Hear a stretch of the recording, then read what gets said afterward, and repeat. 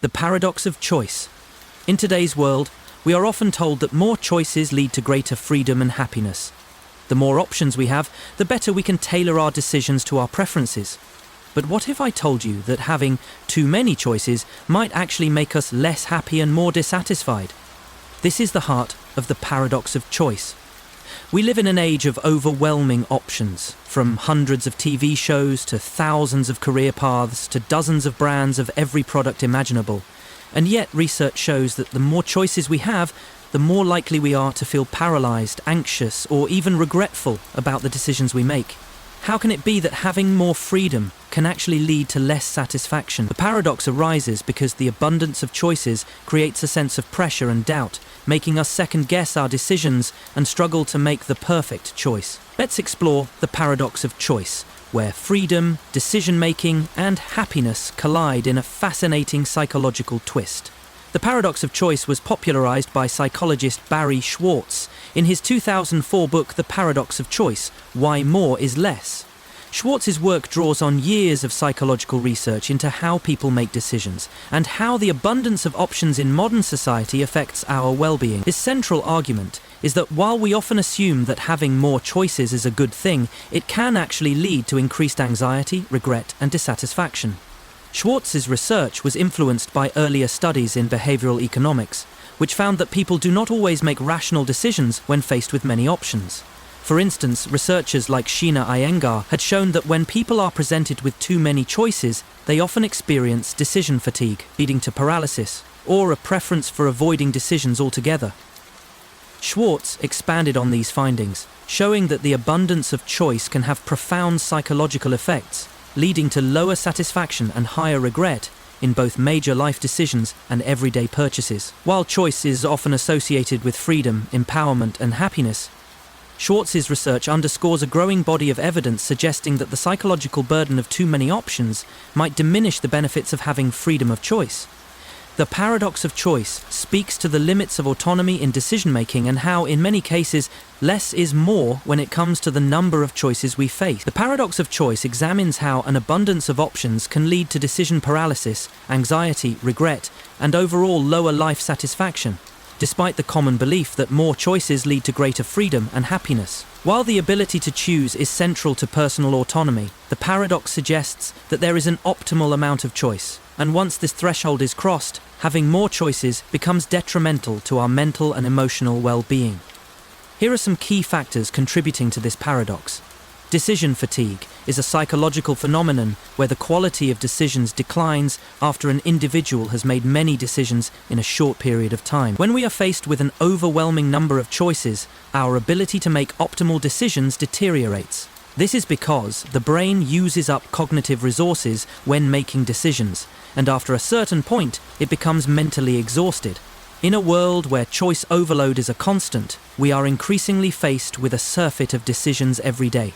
Deciding what to eat, what to wear, which show to watch, which career path to pursue, which product to buy, and so on. This constant decision-making process can be mentally taxing, leading to indecision, avoiding decisions, or making suboptimal choices out of sheer exhaustion. As choices accumulate, decision fatigue makes it harder to focus on the important decisions and leads to a state of mental depletion. This affects both major life decisions and seemingly trivial daily choices. Instead of feeling empowered by an abundance of options, people may feel overwhelmed and frustrated, making it harder to make decisions in the first place. In societies that highly value freedom and autonomy, it is often assumed that the more options we have, the better. After all, having more choices means we have the freedom to choose the best possible outcome for ourselves. However, the paradox of choice challenges this assumption. While more options do provide freedom, they also bring about psychological burdens that reduce the benefits of that freedom. Schwartz argues that when people are given too many choices, they become less happy with their decisions. This is because, with more options, there is an increase in expectations, the belief that we are capable of making the perfect choice. The greater the freedom we have, the more we second-guess our decisions and wonder whether there is a better option we overlooked. Instead of feeling satisfied with the choices we make, we are often left with feelings of regret and dissatisfaction. This paradoxical effect highlights that while choice is central to our sense of freedom, an excess of it can lead to decision paralysis, regret, and a decreased sense of well-being. When the pressure to make the right choice becomes overwhelming, the actual freedom we sought becomes less meaningful. In his research, Schwartz distinguishes between maximizers and satisficers, two types of decision-making styles. Maximizers are people who strive to make the best possible choice by thoroughly researching every option and trying to ensure that no better alternative exists. Maximizers are often perfectionists who believe that there is always an optimal solution and will go to great lengths to find it. While this mentality might seem like a rational approach, it can lead to a great deal of stress and frustration, as maximizers are constantly comparing their choices and worrying that they made the wrong one. Maximizers often experience higher levels of regret, dissatisfaction, and anxiety because they can never be certain that they have made the best possible decision. With more choices, the pressure to find the best option becomes even more intense, leading to decision fatigue and unhappiness. In contrast, satisficers are individuals who are content with making a choice that is good enough, rather than seeking the perfect choice. Satisficers are less concerned with perfection and more focused on meeting their needs. They are able to make decisions relatively quickly and are more likely to be satisfied with their choices, as they do not spend excessive time analyzing every option. Research suggests that satisficers tend to experience greater happiness and lower levels of regret than maximizers. While they may not always make the best possible choice, they tend to have higher levels of life satisfaction and contentment because they are not burdened by the constant pressure to choose the best option. The paradox of choice highlights how the maximizing mindset can lead to discontent, while being more flexible and accepting of good enough choices, like the satisficer mentality, can lead to greater happiness and well-being. The paradox of choice also has significant implications for mental health. The constant need to make decisions can lead to anxiety and stress, particularly when individuals feel overwhelmed by the number of available options. The pressure to make the right decision can cause decision-making anxiety, a state of mental tension and doubt that arises when individuals are faced with too many choices. In addition, the fear of making the wrong choice can lead to feelings of regret and depression. People may ruminate over their decisions, questioning whether they made the best choice and wishing they could go back and make a different decision. This regret and rumination can significantly impact mental health, leading to feelings of dissatisfaction and unhappiness. While having more options is supposed to increase satisfaction, the paradox of choice suggests the opposite. Studies have shown that when people are given fewer options, they tend to be more satisfied with their choices. This is because the process of decision-making is less taxing, and people feel more confident in their decisions when they are not faced with a large number of alternatives. Conversely, when faced with a wide array of choices, people are more likely to feel uncertain and dissatisfied with their final decision, as they are constantly wondering if there was a better option available. The paradox of choice also contributes to the phenomenon of overthinking and decision regret. The more options we have, the more we tend to second-guess ourselves, reassess our choices, and dwell on the alternatives. This mental process leads to a lack of closure and a heightened sense of regret. For example, after choosing a product, we may constantly think about whether we missed a better option, leading to dissatisfaction with our choice. One potential solution to the paradox of choice is to limit the number of options available to ourselves. By narrowing down the choices to a manageable number, we can reduce the decision-making burden and improve satisfaction with our final decision. Research has shown that when people are given fewer options to choose from, they are more likely to be satisfied with their decision and less likely to experience regret. Instead of striving for the best possible choice, individuals can embrace a satisficing mindset. By focusing on what is good enough, rather than seeking perfection, people can make decisions more quickly and feel more content with their choices. This reduces the pressure to make the best decision and increases overall satisfaction. Another approach is to focus on the process of decision-making rather than the outcome. By shifting the focus to the experience of making the decision and accepting that no decision is perfect, individuals can reduce the stress and anxiety associated with choosing. This allows people to enjoy the process of making choices rather than feeling burdened by the need to make the right choice. The friendship paradox. Imagine a world where, statistically, your friends are more likely to have more friends than you. This idea sounds counterintuitive, doesn't it? After all, we naturally think of friendship as something that balances out. Your close clique group of friends should be about the same size as theirs. Yet research suggests the opposite. Most people's friends have more friends than they do. This is the friendship paradox. In essence, it reveals that, on average, you are less connected than your friends are. But why does this happen? How can the social networks of your friends be larger and more connected than your own, even when you're equally engaged in maintaining friendships? The friendship paradox underscores a key concept in social network theory: the distribution of connections within a network. It challenges our understanding of how social structures work and how social networks can give us a distorted view of our own positions within them. Let's explore this intriguing paradox, where the more friends you have, the more likely you are to have friends with more friends, and what that means for our understanding of social connections and individual relationships. The friendship paradox was first formally described by the sociologist Lada Adamic in 2002 as part of her research on the structure of social networks and how information is spread through those networks.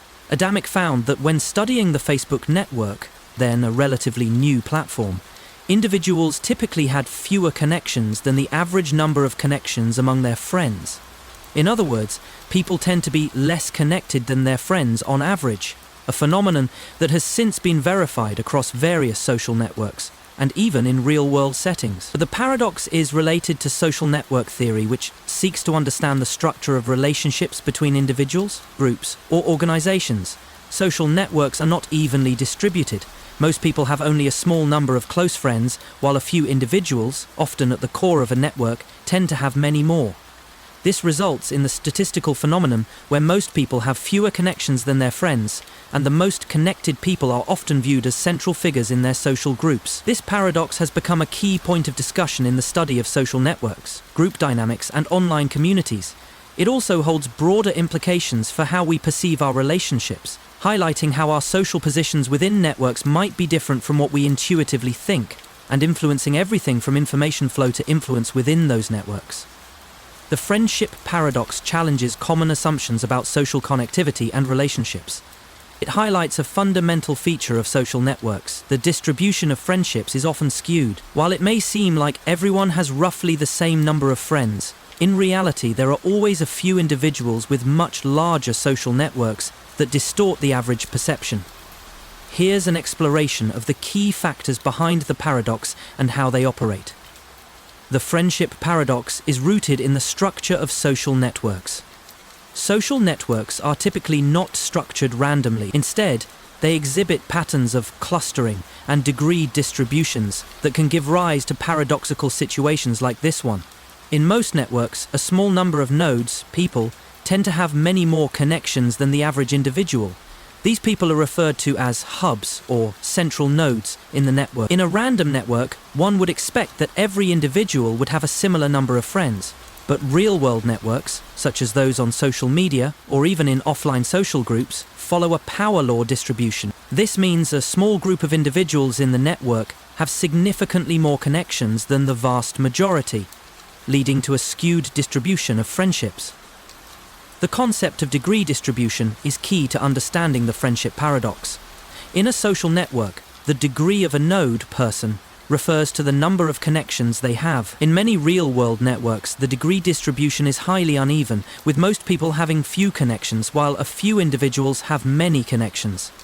This degree distribution follows a power law distribution, meaning that a few individuals are connected to many people, while most are connected to only a few. As a result, when you consider your friends and their connections, you're more likely to encounter individuals who are more connected, because the hubs in the network, who have many friends, will naturally be better represented in your social circle. The friendship paradox is, in part, a result of sampling bias. When we look at our own friends, we are seeing a sample of individuals from a network. This sample is biased in favor of more connected individuals. Since hubs have more connections, they are more likely to appear in the social circles of others. This means that statistically, your friends are likely to be individuals who are more connected than you are, simply because they are more likely to be included in your social group. Another explanation for the paradox is the idea of network centralization. In many social networks, there are a few central nodes, or people, who are well connected to many others. These central nodes tend to serve as bridges or focal points in the network, connecting otherwise isolated clusters of people. In a social group, these central individuals are more likely to be friends with many people in the group, and thus those with more connections are more likely to appear as your friends. Therefore, it seems like your friends have more friends, because the most connected people tend to connect with more individuals, making their presence more prominent. The friendship paradox has important implications for social media and online communities. Platforms like Facebook, Instagram, and Twitter thrive on networked connections. However, the paradoxical nature of friendships in these networks means that users may perceive themselves as having fewer connections than their friends. As a result, individuals with fewer followers or friends may feel isolated, despite the fact that their connections are actually part of a larger network. This distortion can affect people's self-esteem, as they may see others with many more friends or followers and feel that they are less popular or less connected. This could have implications for mental health, particularly in the context of social comparison on platforms like Facebook, where people are constantly exposed to the highlight reels of others' lives. One of the major implications of the friendship paradox is its effect on influence and the spread of information. Since more connected individuals are more likely to appear as your friends, they are also more likely to have a greater impact on social dynamics. Information spreads more efficiently through highly connected individuals, and these central nodes in the network are often the ones that influence behavior, opinions, and even trends. In marketing, this phenomenon is used in influencer marketing, where companies target individuals with large social followings to spread their messages. Understanding the friendship paradox helps explain why certain individuals have a disproportionately large impact on the behavior of the network at large. The friendship paradox may also distort the way people perceive social status. The network structure suggests that the most connected individuals, those with the most friends, are also seen as the most socially influential. As a result, people may overestimate the importance or social status of their friends, who appear more connected than they are. This can lead to feelings of social inadequacy or competition, as individuals compare themselves to their more socially connected peers. The paradox helps explain why people often feel like they are less popular or well-connected than they actually are, as their social circles are likely to be dominated by more connected individuals. The friendship paradox is more pronounced in large social networks, where the presence of highly connected individuals is more likely. In smaller networks, the discrepancy between the number of friends a person has and the number of friends their friends have may be less noticeable. However, in larger networks, the presence of centralized individuals, the hubs, becomes much more apparent, amplifying the paradox.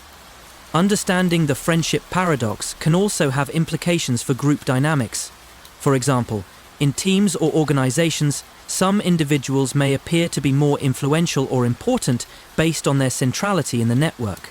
However, this centrality may not be an indicator of their actual contribution or value. Teams and organizations must be aware of this bias when making decisions about leadership, influence, and collaboration.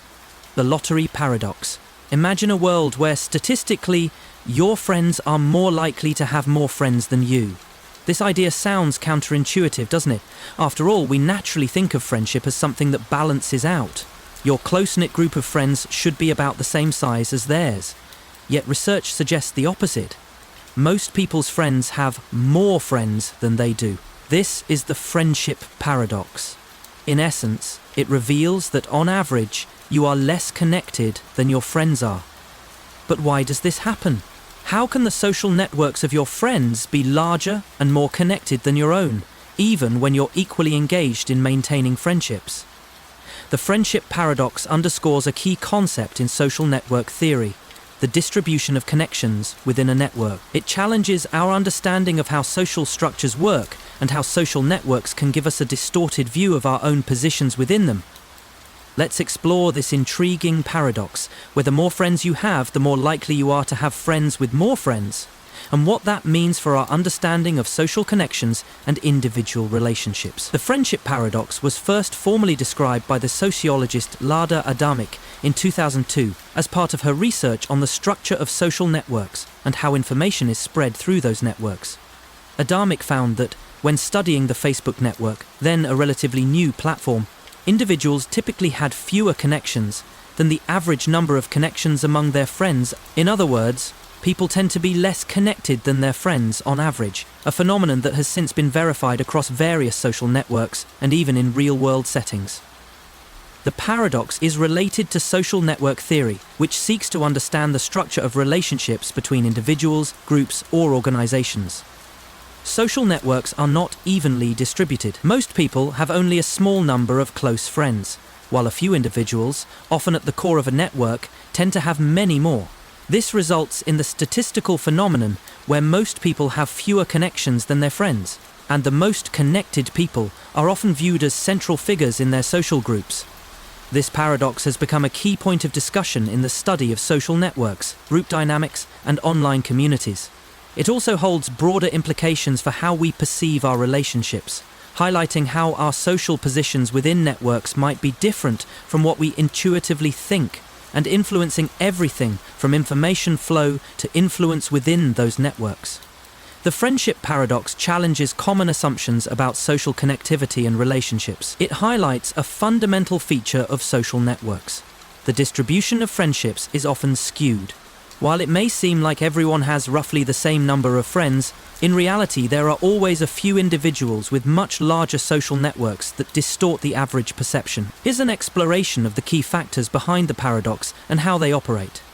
The friendship paradox is rooted in the structure of social networks. Social networks are typically not structured randomly. Instead, they exhibit patterns of clustering and degree distributions that can give rise to paradoxical situations like this one. In most networks, a small number of nodes, people, tend to have many more connections than the average individual. These people are referred to as hubs or central nodes in the network. In a random network, one would expect that every individual would have a similar number of friends, but real-world networks, such as those on social media or even in offline social groups, follow a power law distribution. This means a small group of individuals in the network have significantly more connections than the vast majority, leading to a skewed distribution of friendships. The concept of degree distribution is key to understanding the friendship paradox.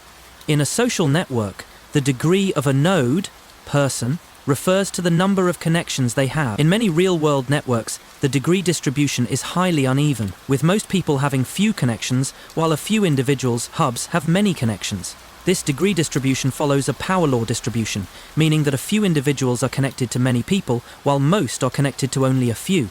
As a result, when you consider your friends and their connections, you're more likely to encounter individuals who are more connected because the hubs in the network, who have many friends, will naturally be better represented in your social circle. The friendship paradox is in part a result of sampling bias. When we look at our own friends, we are seeing a sample of individuals from a network. This sample is biased in favor of more connected individuals. Since hubs have more connections, they are more likely to appear in the social circles of others. This means that statistically, your friends are likely to be individuals who are more connected than you are, simply because they are more likely to be included in your social group. Another explanation for the paradox is the idea of network centralization. In many social networks, there are a few central nodes, or people, who are well connected to many others. These central nodes tend to serve as bridges or focal points in the network, connecting otherwise isolated clusters of people. In a social group, these central individuals are more likely to be friends with many people in the group, and thus those with more connections are more likely to appear as your friends. Therefore, it seems like your friends have more friends, because the most connected people tend to connect with more individuals, making their presence more prominent. The friendship paradox has important implications for social media and online communities. Platforms like Facebook, Instagram, and Twitter thrive on networked connections. However, the paradoxical nature of friendships in these networks means that users may perceive themselves as having fewer connections than their friends. As a result, individuals with fewer followers or friends may feel isolated, despite the fact that their connections are actually part of a larger network. This distortion can affect people's self-esteem, as they may see others with many more friends or followers and feel that they are less popular or less connected. This could have implications for mental health, particularly in the context of social comparison on platforms like Facebook, where people are constantly exposed to the highlight reels of others' lives. One of the major implications of the friendship paradox is its effect on influence. and the spread of information. Since more connected individuals are more likely to appear as your friends, they are also more likely to have a greater impact on social dynamics. Information spreads more efficiently through highly connected individuals, and these central nodes in the network are often the ones that influence behavior, opinions, and even trends. In marketing, this phenomenon is used in influencer marketing, where companies target individuals with large social followings to spread their messages. Understanding the friendship paradox helps explain why certain individuals have a disproportionately large impact on the behavior of the network at large. The friendship paradox may also distort the way people perceive social status. The network structure suggests that the most connected individuals, those with the most friends, are also seen as the most socially influential. As a result, people may overestimate the importance or social status of their friends, who appear more connected than they are. This can lead to feelings of social inadequacy or competition, as individuals compare themselves to their more socially connected peers. The paradox helps explain why people often feel like they are less popular or well-connected than they actually are, as their social circles are likely to be dominated by more connected individuals. The friendship paradox is more pronounced in large social networks, where the presence of highly connected individuals is more likely. In smaller networks, the discrepancy between the number of friends a person has and the number of friends their friends have may be less noticeable. However, in larger networks, the presence of centralized individuals, the hubs, becomes much more apparent, amplifying the paradox. Understanding the friendship paradox can also have implications for group dynamics. For example, in teams or organizations, some individuals may appear to be more influential or important based on their centrality in the network.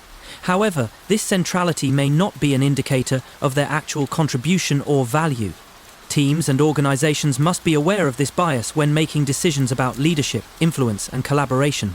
The preface paradox. The preface paradox was introduced by the philosopher David Hume in the 18th century, though it wasn't given the name we know it by today. The paradox emerges from Hume's writings on epistemology, the study of knowledge and belief. It arises from the apparent contradiction between holding individual beliefs with confidence and acknowledging the possibility that collectively some of those beliefs could be false. In Hume's work, he explored the idea that rational agents often accept propositions or truths individually, based on evidence, but are reluctant to accept that a whole body of knowledge could be entirely true without exception. The paradox is particularly compelling when applied to situations where beliefs are generally well cemented by evidence, yet the possibility of error or uncertainty remains. One of the earliest applications of this paradox was in the context of scientific reasoning, where scientists may confidently present a theory based on strong evidence, but acknowledge that future data might disprove the theory. This inconsistency of confidence and doubt in individual claims versus whole systems of knowledge became central to discussions on epistemic rationality. The prefate paradox has since been explored by numerous philosophers, including Roderick Chisholm and Keith Lehrer, who expanded on the implications for philosophy of mind and rationality.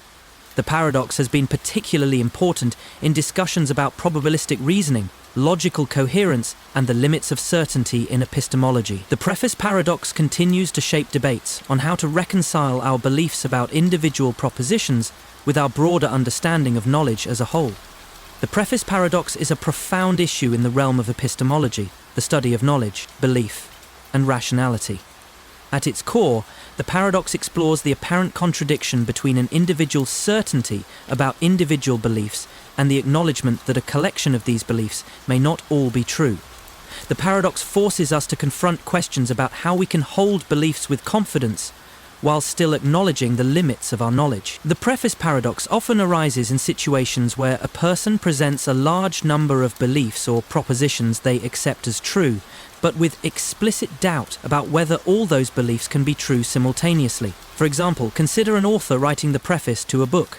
The author might write with confidence that every statement in the book is accurate, based on months or years of research. However, in the preface, the author might admit the possibility that one or two minor details could be incorrect, given the inherent limits of human knowledge. In this case, the paradox arises because the author holds each individual statement with strong confidence, but simultaneously acknowledges the possibility that some of those statements could be false. If the author believes each statement to be true, how can they then admit the possibility that one or more statements might be false? This seems to undermine the very confidence in the individual beliefs that they express in the book. At the heart of the preface paradox is the tension between belief and knowledge. The paradox forces us to examine the difference between believing something to be true and actually knowing it to be true. When someone believes something is true, they do so with varying degrees of confidence. However, knowing something to be true implies a certainty that leaves no room for doubt. In the context of the paradox, the issue arises because the individual may have good reasons for believing each statement to be true, but they cannot know for certain that all the statements are true simultaneously. This is especially the case in situations where statements are interconnected, and the truth of one might imply the truth of others. The paradox challenges the idea that rational belief can coexist with acknowledged uncertainty, pointing to a limitation in how we think about epistemic justification and certainty. The preface paradox invites us to think about the role of epistemic humility, the idea that individuals should recognize the limits of their knowledge. In cases where we are highly confident in certain beliefs, it can still be rational to acknowledge the possibility of error. Epistemic humility involves the awareness that even well-submitted beliefs might be disproven by new evidence, and therefore an individual may hold beliefs with confidence, but still admit that these beliefs may not be absolutely true. For example, consider scientific theories. Scientists may confidently assert the truth of a theory based on overwhelming evidence and research, but they still acknowledge the possibility of future discoveries that could challenge or modify that theory. The preface paradox raises an important issue. How can we maintain confidence in our beliefs or theories while acknowledging that there is always the possibility of error? One of the philosophical challenges posed by the preface paradox is its connection to skepticism. Skepticism questions the extent to which we can truly know anything with absolute certainty. The prefect paradox suggests that while we may be highly confident in our beliefs, we should also maintain an openness to the possibility that some of those beliefs could be wrong. This skeptical stance suggests that perfect knowledge may be unattainable, and that certainty might be an unrealistic goal. The paradox forces us to confront the limits of our epistemic certainty and reminds us that even our best submitted beliefs are open to revision in the face of new evidence. This stands in contrast to traditional views of epistemology, which often focus on absolute certainty as the goal of knowledge. Instead, the paradox suggests that rationality may involve a balance between confidence and doubt. The preface paradox has significant implications for scientific inquiry.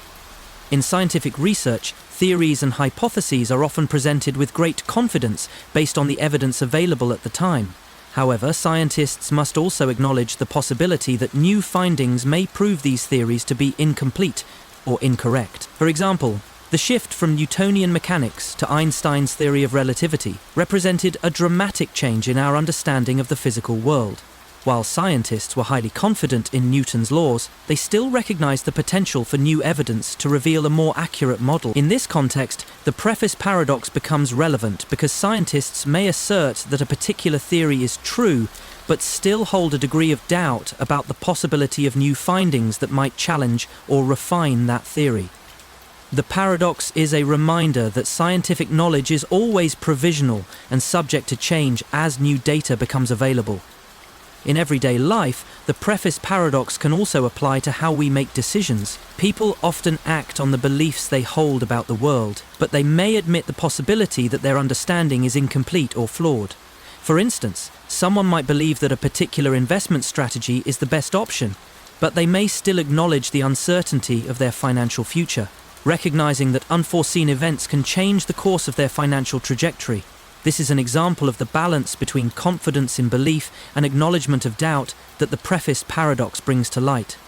One way to resolve the preface paradox is through the theory of partial belief, which suggests that we can hold different levels of confidence in different propositions. While we may be highly confident in individual claims, we may still accept a degree of uncertainty in the aggregate collection of beliefs. This theory proposes that rational agents can acknowledge doubt while still holding strong belief in specific statements.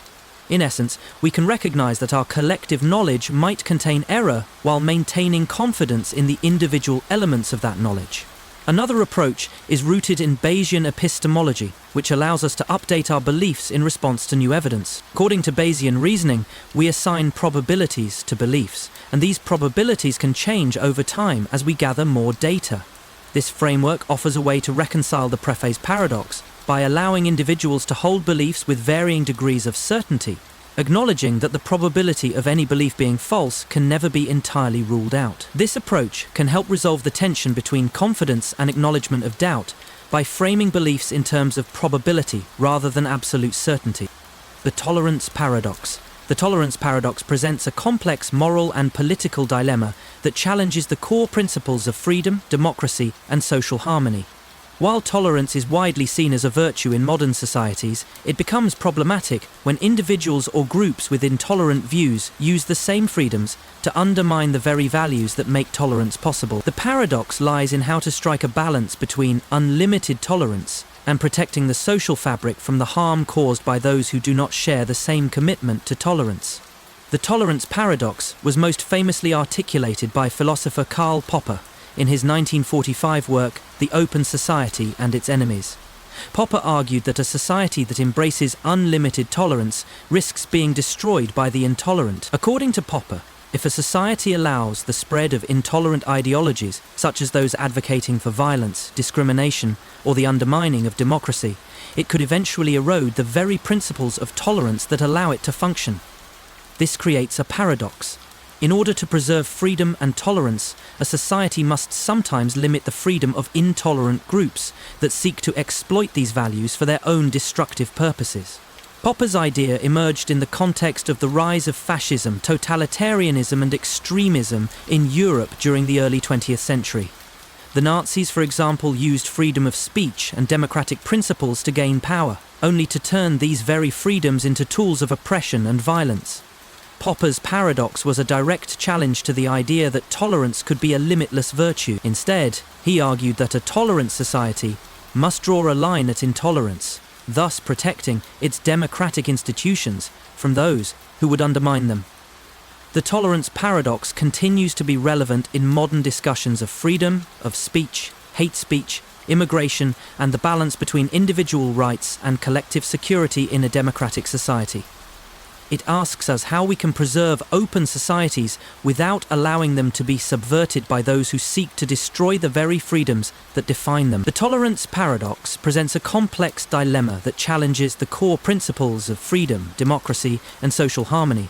While tolerance is widely seen as a virtue in modern societies, it becomes problematic when individuals or groups with intolerant views use the same freedoms to undermine the very values that make tolerance possible. The paradox lies in how to strike a balance between unlimited tolerance and protecting the social fabric from the harm caused by those who do not share the same commitment to tolerance. At its core, tolerance refers to the acceptance and coexistence of diverse beliefs, behaviors, and practices, even those that may conflict with one's own values. A tolerant society is one in which individuals are free to express their opinions, pursue their lifestyle choices, and practice their religion without fear of persecution or discrimination. Tolerance is foundational to the principles of democracy, freedom of expression, and human rights. However, tolerance does not mean unconditional acceptance of all behaviors or beliefs.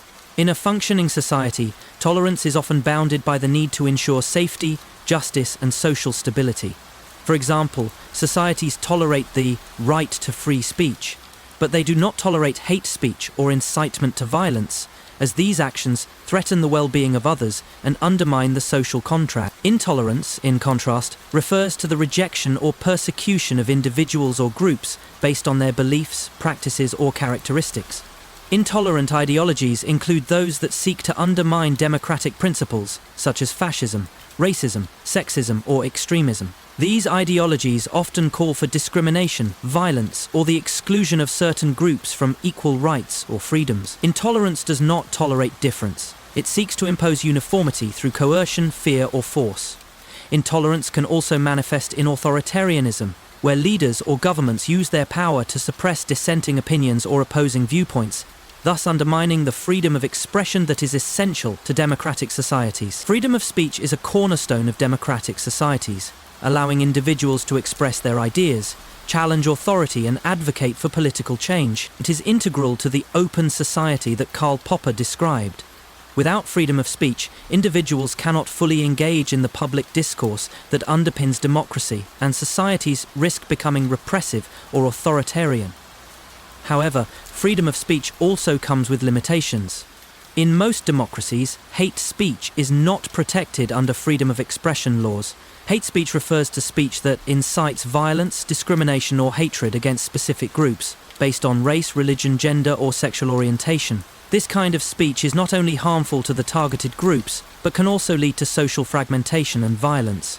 The tolerance paradox emerges when we ask, should a society that values free speech tolerate intolerant speech? If freedom of expression allows the spread of extremist ideas, does it endanger the social order? The paradox asks whether we can protect the freedom of speech of intolerant groups without endangering the democratic principles that uphold free expression in the first place. While tolerance is typically considered a virtue, there are situations where tolerating intolerant ideologies can lead to harmful outcomes. Allowing hate speech to flourish can normalize discrimination, violence, and exclusion, threatening the fundamental rights and dignity of others. The tolerance paradox forces us to confront the limits of tolerance. When should society draw the line between allowing freedom of expression and protecting the rights of vulnerable groups? Some theorists argue that societies should limit tolerance for speech or actions that directly threaten the freedom and equality of others. This includes speech that promotes racism, sexism, or violence, which undermines the equal rights of marginalized groups. On the other hand, others argue that tolerating all forms of expression, even harmful ones, is essential to preserving a truly open society. In democratic societies, majority rule is often counterbalanced by the protection of minority rights. Tolerance is a key feature of this system, allowing minority groups to exist and express themselves freely without fear of persecution. However, the tolerance paradox arises when intolerant groups, who may seek to overturn democratic systems, use democratic processes to gain power. This tension is particularly evident when extremist political parties or groups, which advocate for the suppression of certain freedoms or rights, use the freedoms of democracy, such as voting and free speech, to challenge the democratic system itself. Should democracy allow anti-democratic groups to thrive, or should it curtail their freedom to protect the system? Popper's argument suggests that a tolerant society must limit its tolerance for those who wish to destroy tolerance itself. This includes not tolerating ideologies or movements that advocate for violence, discrimination, or the subversion of democratic institutions. The limits of political tolerance are essential to ensure that democracy and civil rights are protected from those who seek to undermine them. For example, while a democracy may tolerate a wide range of political beliefs, it should not tolerate political movements that aim to overturn democracy through violence or authoritarian rule. In such cases, society must draw a line to protect the values of freedom and justice that define a democratic state. In diverse societies, tolerance is necessary for maintaining social cohesion and peaceful coexistence. Tolerating differences in race, culture, religion, and lifestyle allows people from various backgrounds to live together without conflict. However, as diversity increases, so too do the challenges to maintaining social harmony. Some argue that intolerant ideas can pose a direct threat to the fabric of social cohesion, particularly when they advocate for exclusion or segregation. The tolerance paradox challenges us to think about how societies can balance diversity and tolerance while preventing the rise of ideologies that threaten the collective well-being of the population. Is there a point at which tolerance of intolerance becomes incompatible with the fundamental principles of a society? Education and socialization play a critical role in fostering tolerance in diverse societies. By teaching individuals the values of respect, equality, and civic responsibility, societies can create a culture of tolerance that emphasizes shared values. However, when social and educational systems fail to instill these values, intolerance can flourish, particularly if extremist groups exploit existing political or social grievances. The tolerance paradox challenges societies to find a delicate balance between promoting freedom of expression and protecting fundamental democratic values. While tolerance is essential to the health and prosperity of any open society, it must be tempered by the need to protect against intolerance that seeks to undermine the very freedoms and rights that allow tolerance to flourish. Ultimately, the tolerance paradox suggests that true tolerance involves not only accepting diversity and difference, but also recognizing the limits of tolerance when those differences threaten democracy, equality, or peaceful coexistence. Societies must carefully navigate this paradox to preserve justice, freedom, and social harmony. The paradox of self-control. Imagine you're trying to stick to a goal, losing weight, saving money, or cutting down on unhealthy habits. You're fully aware of what's good for you, but time and again you find yourself giving in to temptation. Whether it's the late-night snack, the impulse purchase, or procrastinating on important tasks, you feel stuck in a cycle of self-sabotage, despite your best intentions. This is the paradox of self-control. The more we try to exercise discipline and self-control, the more we often find ourselves giving in to our impulses and desires. How can something as simple as controlling our own actions be so difficult? Despite knowing what's best for us, why do we repeatedly make choices that undermine our own goals? The paradox lies in the conflict between our long-term goals and short-term desires. In theory, we have the ability to make decisions that align with our future well-being, but in practice, the temptation to indulge in instant gratification often wins out. Let's explore the paradox of self-control, where desire, discipline, and behavior collide, forcing us to question the very nature of willpower, decision-making, and personal growth. The paradox of self-control has been a topic of philosophical and psychological inquiry for centuries. Ancient philosophers like Aristotle and Plato pondered the tension between reason and desire, understanding that human beings are often torn between the pursuit of rational goals and the pull of immediate gratification. In more modern times, self-control has been studied extensively in the field of psychology, where it is understood as the ability to delay gratification, resist temptations, and make choices that align with long-term goals. Psychologists like Walter Mischel famously explored this in the marshmallow test, which measured the ability of children to resist immediate rewards for larger, delayed rewards. His research revealed that the capacity for self-control is crucial in shaping life outcomes like academic success, health, and financial well-being. However, despite knowing the benefits of self-control, many individuals struggle with it regularly. The paradox of self-control becomes particularly pronounced when examining why people knowingly make choices that contradict their long-term best interests. Even as behavioral economics and neuroscience provide more insight into the forces that shape human behavior, the paradox persists. How can we understand our desires and still fall prey to them? This paradox has led to a deeper investigation into the nature of willpower, impulse control, and the psychological battles individuals face when confronted with short-term desires versus long-term goals. The paradox of self-control highlights a contradiction in human behavior. Despite having the cognitive awareness of what's best for us, we often fail to act in accordance with our long-term goals. The paradox is not just about the struggle between good intentions and bad habits, but the psychological, emotional, and physiological forces at play that influence our decision-making and ultimately determine how much control we have over our impulses. At the heart of the paradox of self-control is the conflict between instant gratification and delayed rewards. In essence, humans have evolved to favor immediate pleasure because it was essential for survival in a primal context. However, in modern times, the instant rewards that tempt us, like junk food, social media, and shopping, are often at odds with long-term goals like health, financial stability, or career success. The human brain is wired to prioritize immediate rewards, a concept known as temporal discounting. In simple terms, the brain devalues future rewards in favor of present pleasures. This psychological tendency is reinforced by the dopamine system, which rewards us for seeking out pleasurable activities. When we engage in behaviors that give us immediate satisfaction, whether it's eating a sweet treat or checking our phone for notifications, we get a dopamine hit, reinforcing that behavior. However, the problem arises when these immediate gratifications conflict with long-term goals. For example, while we may want to eat healthily and lose weight, the pull of a sugary snack is much more immediate and rewarding in the short term. The paradox of self-control becomes evident when we recognize that we are acting against our own interests despite knowing better. Another element contributing to the paradox of self-control is the concept of willpower.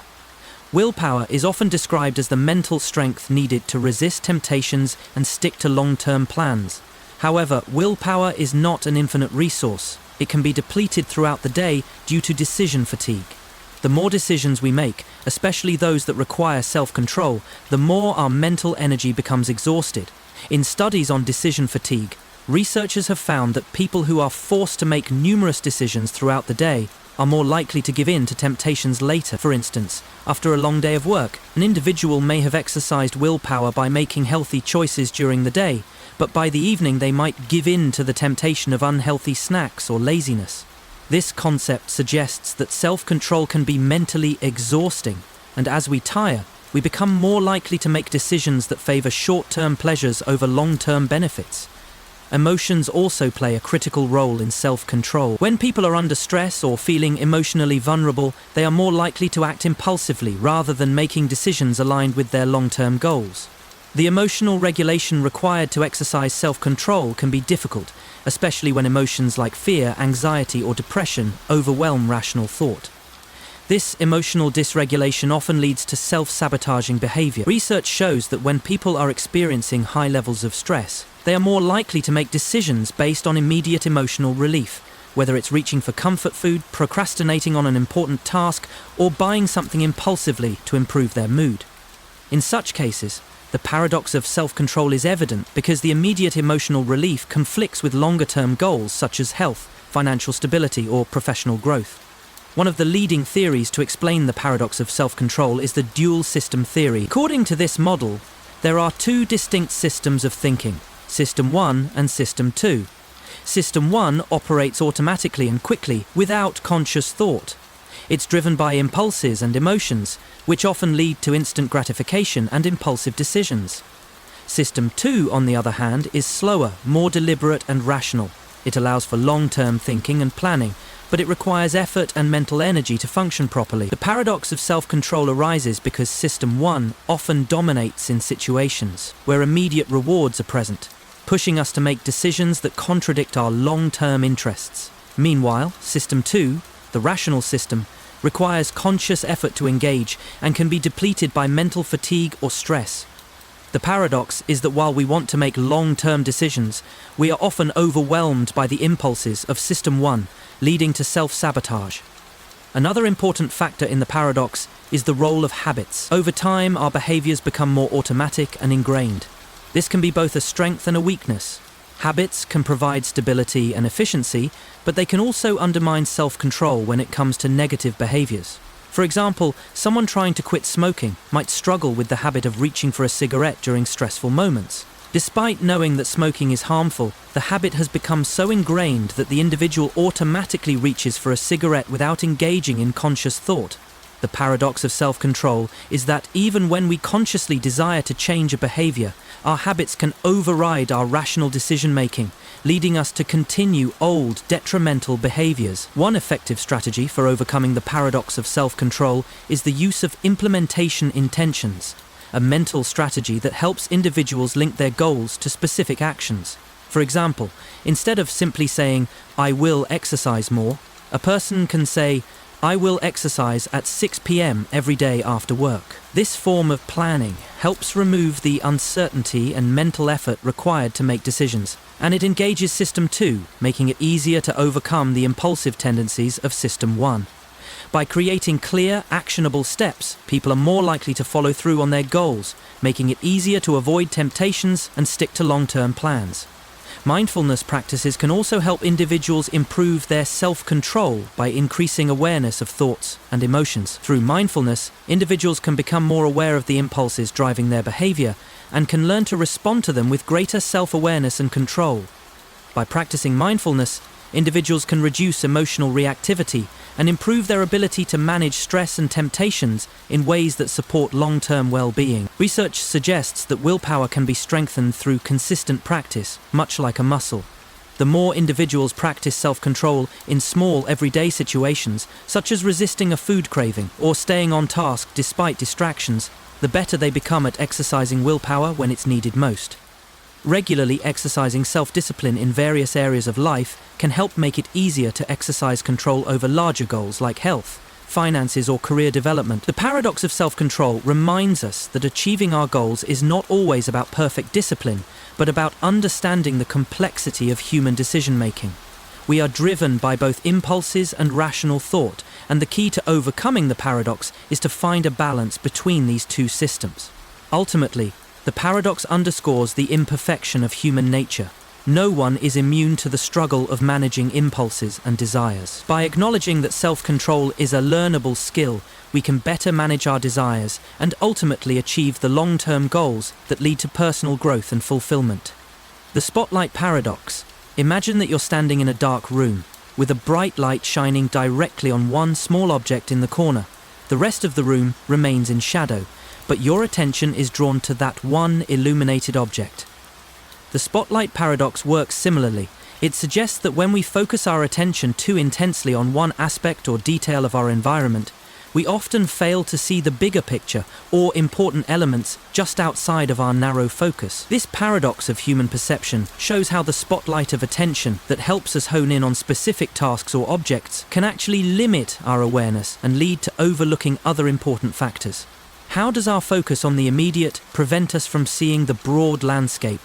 How can the bright light of attention obscure the rest of reality? The spotlight paradox forces us to reconsider how we divide our attention and how concentration can sometimes impair our ability to perceive the world as a whole. Let's explore the spotlight paradox, where attention, focus, and perception collide in an intriguing tension of clarity and limitation. The spotlight paradox arises from psychological studies of attention, focus, and visual perception. In cognitive psychology, attention is often conceptualized as a spotlight that illuminates certain aspects of the environment while leaving the rest in darkness. This metaphor was popularized in the 20th century as part of a broader exploration of how individuals allocate their mental resources to process the massive amount of information they encounter daily. Research in attention theory suggests that while attention helps us perform tasks more effectively, it comes at a cost. When we focus too narrowly on one element of our environment, we tend to ignore or miss out on other pertinent information. For instance, in experiments on selective attention, individuals were often unable to notice unexpected or irrelevant objects when focusing on a primary task, a phenomenon known as inattentional blindness. The spotlight paradox is often used to explain the cognitive limits of human perception, particularly in contexts like problem-solving, decision-making, and even interpersonal relationships. In these situations, intense focus can lead to tunnel vision, where an individual might miss critical details or broader patterns that are outside the realm of their current focus. The paradox has applications not only in psychology, but also in economics, business strategy, and even social dynamics, where overemphasis on one goal or outcome can hinder a more comprehensive understanding of a situation. The spotlight paradox explores the relationship between attention, focus, and perception, and highlights the limitations of human cognition in dealing with complex environments. While attention is crucial for processing information, it can also lead to narrow perceptions that prevent a person from seeing the bigger picture. This paradox is particularly evident in situations where over-concentration on one task, detail, or outcome leads to blind spots in other areas. Attention is often compared to a spotlight because it serves to illuminate a small portion of the environment, allowing the brain to process information more deeply in a specific area. Just as a spotlight makes a single object visible in a dark room, while the rest remains in shadow, our cognitive attention can narrow our awareness to specific details or tasks. This metaphor captures how attention can direct our mental resources to specific stimuli, thereby improving performance in those areas, but leaving us blind to other aspects of the environment. This metaphor of attention is useful in explaining the limitations of cognitive focus. Just as a spotlight can only illuminate a small part of a room at a time, human attention has a limited capacity. When we focus on one thing, we inherently exclude other potential sources of information, which can result in overlooking important details or patterns. Human cognition has evolved to deal with an overwhelming amount of stimuli from the environment. Selective attention allows individuals to filter out irrelevant information and direct mental resources to the most pressing tasks. This mechanism is highly adaptive for tasks that require deep concentration or focus, such as driving, reading, or performing a job function. However, it also means that we are constantly disregarding the vast majority of information around us. The spotlight paradox arises when this highly selective process goes too far. When individuals focus too narrowly on one thing and fail to recognize other important factors that may be present in the environment. This can lead to tunnel vision or cognitive bias, where individuals miss out on potentially useful or relevant information simply because it is outside the immediate focus of attention. Inattentional blindness is a phenomenon where people fail to notice unexpected objects or events when their attention is focused on a particular task. One of the most famous experiments demonstrating this occurs with the invisible gorilla test. In this test, participants are asked to watch a video where people pass a basketball around and count how many passes they make. While they are focused on this task, a person in a gorilla suit walks through the scene. Most participants fail to notice the gorilla, despite it being clearly visible. This experiment reveals the cost of selective attention. The fact that when we focus on one task, we often fail to see other critical elements in our environment. Attentional blindness highlights how human perception can be limited and how narrow focus can result in overlooking important, even obvious aspects of the situation. The spotlight paradox suggests that when individuals shine the spotlight of attention too intensely on one thing, they are blinded to everything else that lies outside of that narrow focus. In decision-making, the spotlight paradox plays a critical role. People often make decisions based on a narrow set of information that is directly in front of them, ignoring broader context or additional data that might be equally relevant. This is particularly common in high-pressure or time-sensitive situations, where quick decisions are needed. Managers, investors, and policymakers may become so focused on a specific set of metrics or goals that they fail to see the larger trends, risks, or opportunities that are outside their immediate focus. One example of this paradox in business is the phenomenon of short-termism.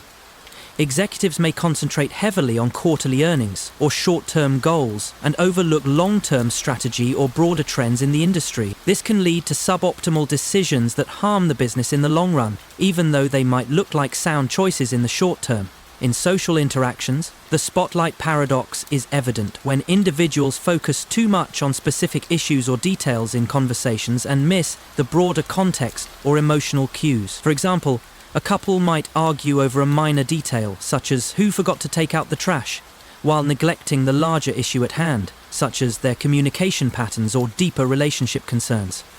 This narrow focus can prevent resolution of the underlying problem and leave the couple stuck in repetitive, unproductive conflicts. In interpersonal communication, focusing too much on individual words or small details often prevents people from understanding the broader meaning or emotional tone of a conversation. This can lead to misunderstandings or conflict as individuals fail to see the full picture of the interaction. The spotlight paradox suggests that focusing too much on one aspect of communication can leave individuals blind to important social and emotional information. The spotlight paradox also plays a role in group dynamics and team performance. In team settings, it's easy for individuals to become overly focused on their individual roles or tasks, ignoring the collective goals or interdependencies that are critical for the team's success. This narrow focus can prevent the group from seeing innovative solutions or collaborative opportunities. For instance, a team leader might focus on meeting specific performance targets without considering the team morale or communication flow, which can ultimately undermine the team's overall success. One way to overcome the spotlight paradox is to practice mindfulness and actively work on broadening focus. In moments of decision-making or problem-solving, individuals can take a step back and intentionally examine the big picture, considering factors outside of their immediate attention. Encouraging open-mindedness and the consideration of alternative perspectives can help mitigate the effects of inattentional blindness and lead to more well-rounded decisions. In business, this might involve strategic planning sessions where long-term goals are weighed alongside short-term targets, ensuring that the organization remains adaptable and innovative. In relationships, practicing active listening and considering the emotional context of conversations can help individuals understand the full scope of a situation, fostering better communication and understanding. While excessive multitasking can lead to inefficiency, learning to switch between tasks effectively and managing attention flexibly can help overcome the limitations of the spotlight paradox. Cognitive flexibility allows individuals to focus on different aspects of a problem or situation without becoming fixated on one particular issue. This can be trained through mindfulness exercises, problem-solving games, and creative thinking exercises. In the world of technology and innovation, the spotlight paradox suggests that too much focus on a single technology or solution may hinder progress. For instance, tech companies that focus exclusively on optimizing one product or feature may miss opportunities in other areas, such as user experience, sustainability, or market trends. By maintaining a broader focus, companies can foster innovation and anticipate future needs. The spotlight paradox is also relevant in healthcare. Doctors or medical professionals might become overly focused on a specific symptom or condition and miss the broader health picture of the patient. Holistic approaches to healthcare encourage looking at the entire person, rather than narrowing attention to just the most immediate symptoms or conditions. The paradox of hedonism. Imagine that you're pursuing pleasure, convinced that chasing after it will bring you happiness and fulfillment. You work hard to find the perfect experiences, delicious meals, exciting adventures, and endless enjoyment. Yet despite your best efforts, you feel increasingly dissatisfied. This is the paradox of hedonism, a philosophical puzzle that suggests the more we pursue pleasure and self-interest, the less likely we are to find true happiness. The paradox challenges the notion that the direct pursuit of pleasure leads to lasting happiness, and instead proposes that those who focus too much on seeking personal gratification may actually find themselves more unfulfilled in the long run. The more you focus on making your life as pleasurable as possible, the further you may be from the authentic joy you're seeking. Why does the pursuit of happiness sometimes lead to disappointment? And why does it seem that people who don't chase after pleasure directly often seem to experience it in abundance? Let's dive into the paradox of hedonism, where the quest for self-interest and pleasure may ultimately block the very happiness you desire. The paradox of hedonism is an ancient philosophical puzzle that dates back to the works of Aristippus of Cyrene, a Greek philosopher who was one of the early proponents of hedonism, the belief that pleasure is the highest good and proper aim of human life. According to hedonists, pursuing pleasure and avoiding pain should be the guiding principle of life.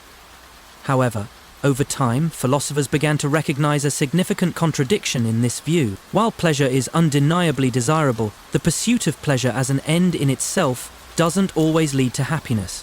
This contradiction was first articulated by philosophers like Plato and Immanuel Kant, who argued that the direct pursuit of pleasure often leads to discontent. The paradox of hedonism emerged as a critique of the idea that we can actively chase pleasure and still find lasting happiness. It suggests that when individuals focus solely on seeking out pleasure or self-interest, they may inadvertently limit their ability to achieve it, as the pursuit itself becomes a hindrance to true satisfaction. Philosophers such as John Stuart Mill and Arthur Schopenhauer further explored this paradox by suggesting that true happiness comes from living a life of meaning, virtue, and balance, rather than constantly chasing immediate pleasure. The paradox is central to discussions in ethics, psychology, and philosophy of happiness, and continues to influence modern debates about well-being, self-interest, and life satisfaction. The paradox of hedonism suggests that the more we directly pursue pleasure, the less likely we are to find true happiness. On the surface, this idea seems counterintuitive. After all, isn't pleasure the ultimate goal of human existence?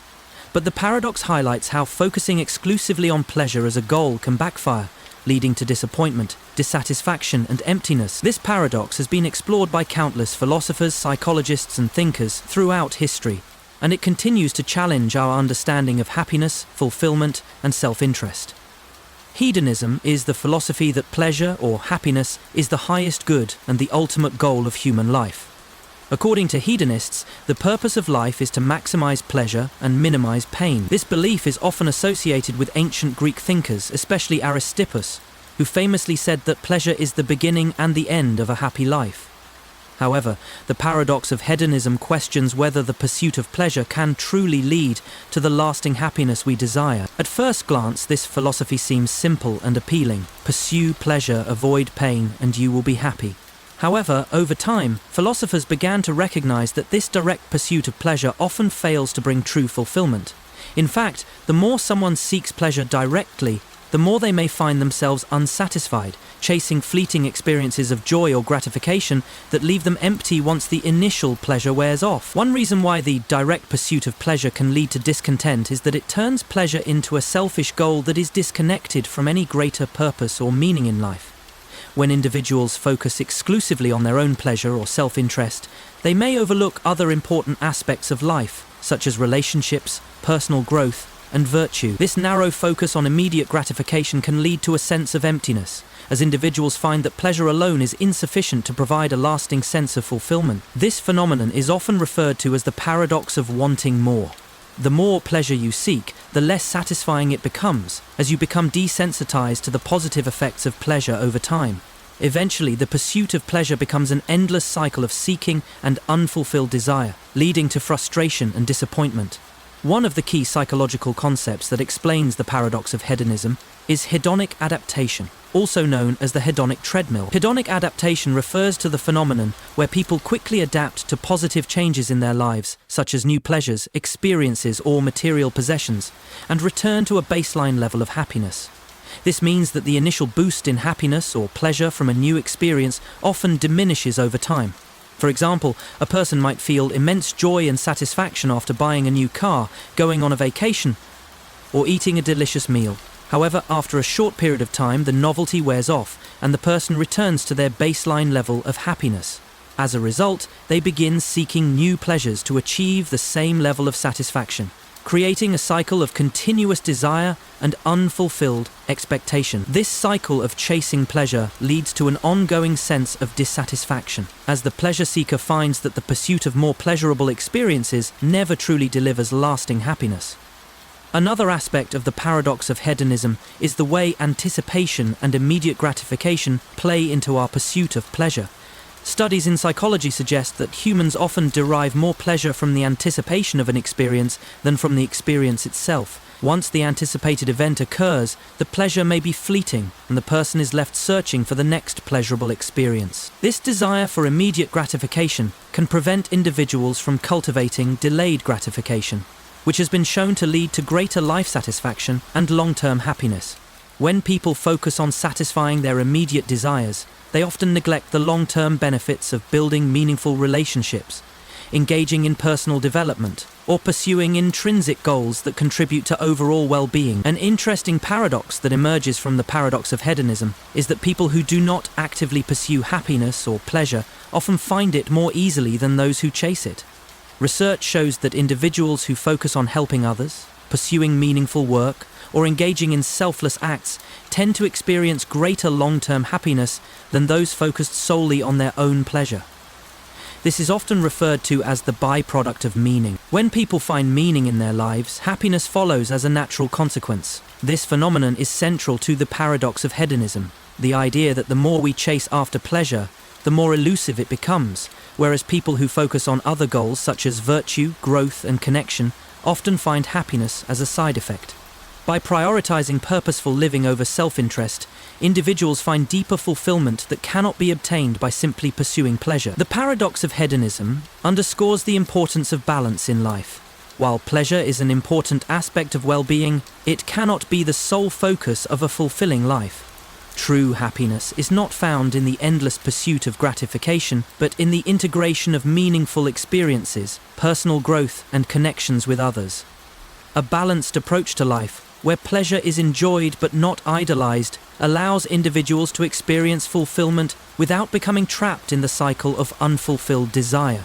This means recognizing that happiness is a complex, multifaceted state that arises from a combination of well-being, meaning, and purpose, rather than from the simple pursuit of pleasure.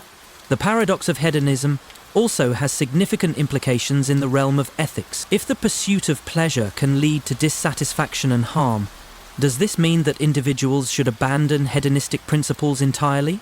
Some philosophers argue that hedonism can be a useful guide to ethics, but it must be tempered with an understanding of the deeper sources of happiness and fulfillment, such as virtue and community. In the social context, the paradox of hedonism suggests that the more societies prioritize individual pleasure and consumption, the more they may experience dissatisfaction and alienation. Instead, societies that focus on cooperation, shared purpose, and community building often see greater well-being and social cohesion.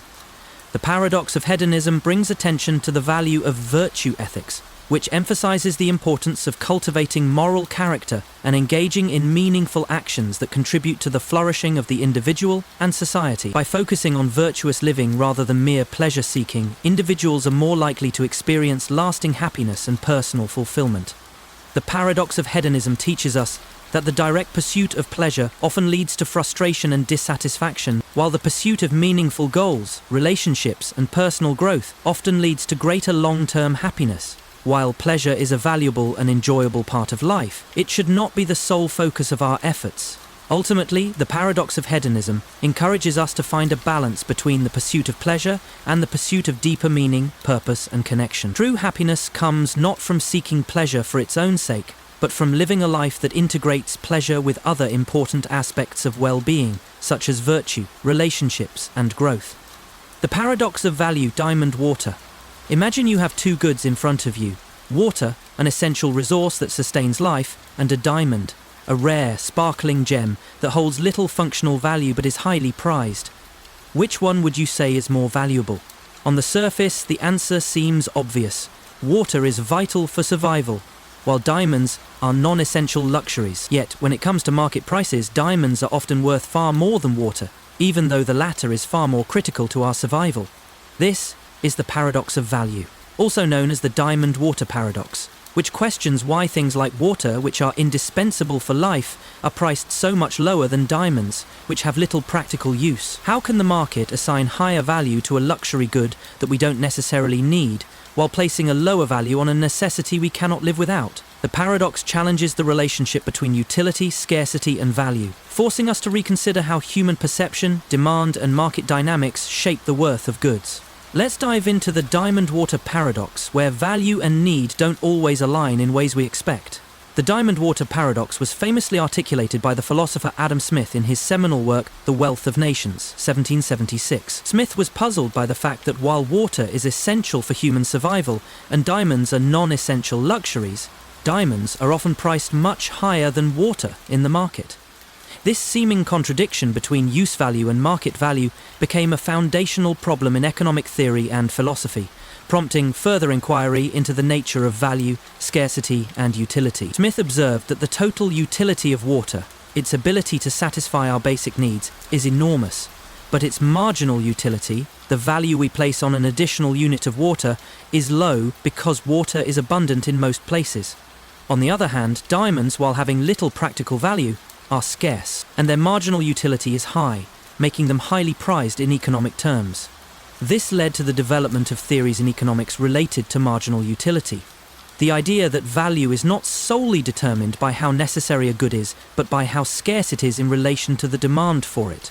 Over the centuries, economists and philosophers have expanded upon Smith's ideas, exploring how perception, context, and availability affect the value of commodities. Today, the paradox remains a central discussion point in value theory and market economics, offering insights into the complex dynamics of price formation, human needs, and the subjective nature of value in modern economies. The diamond water paradox challenges our traditional understanding of how value is determined.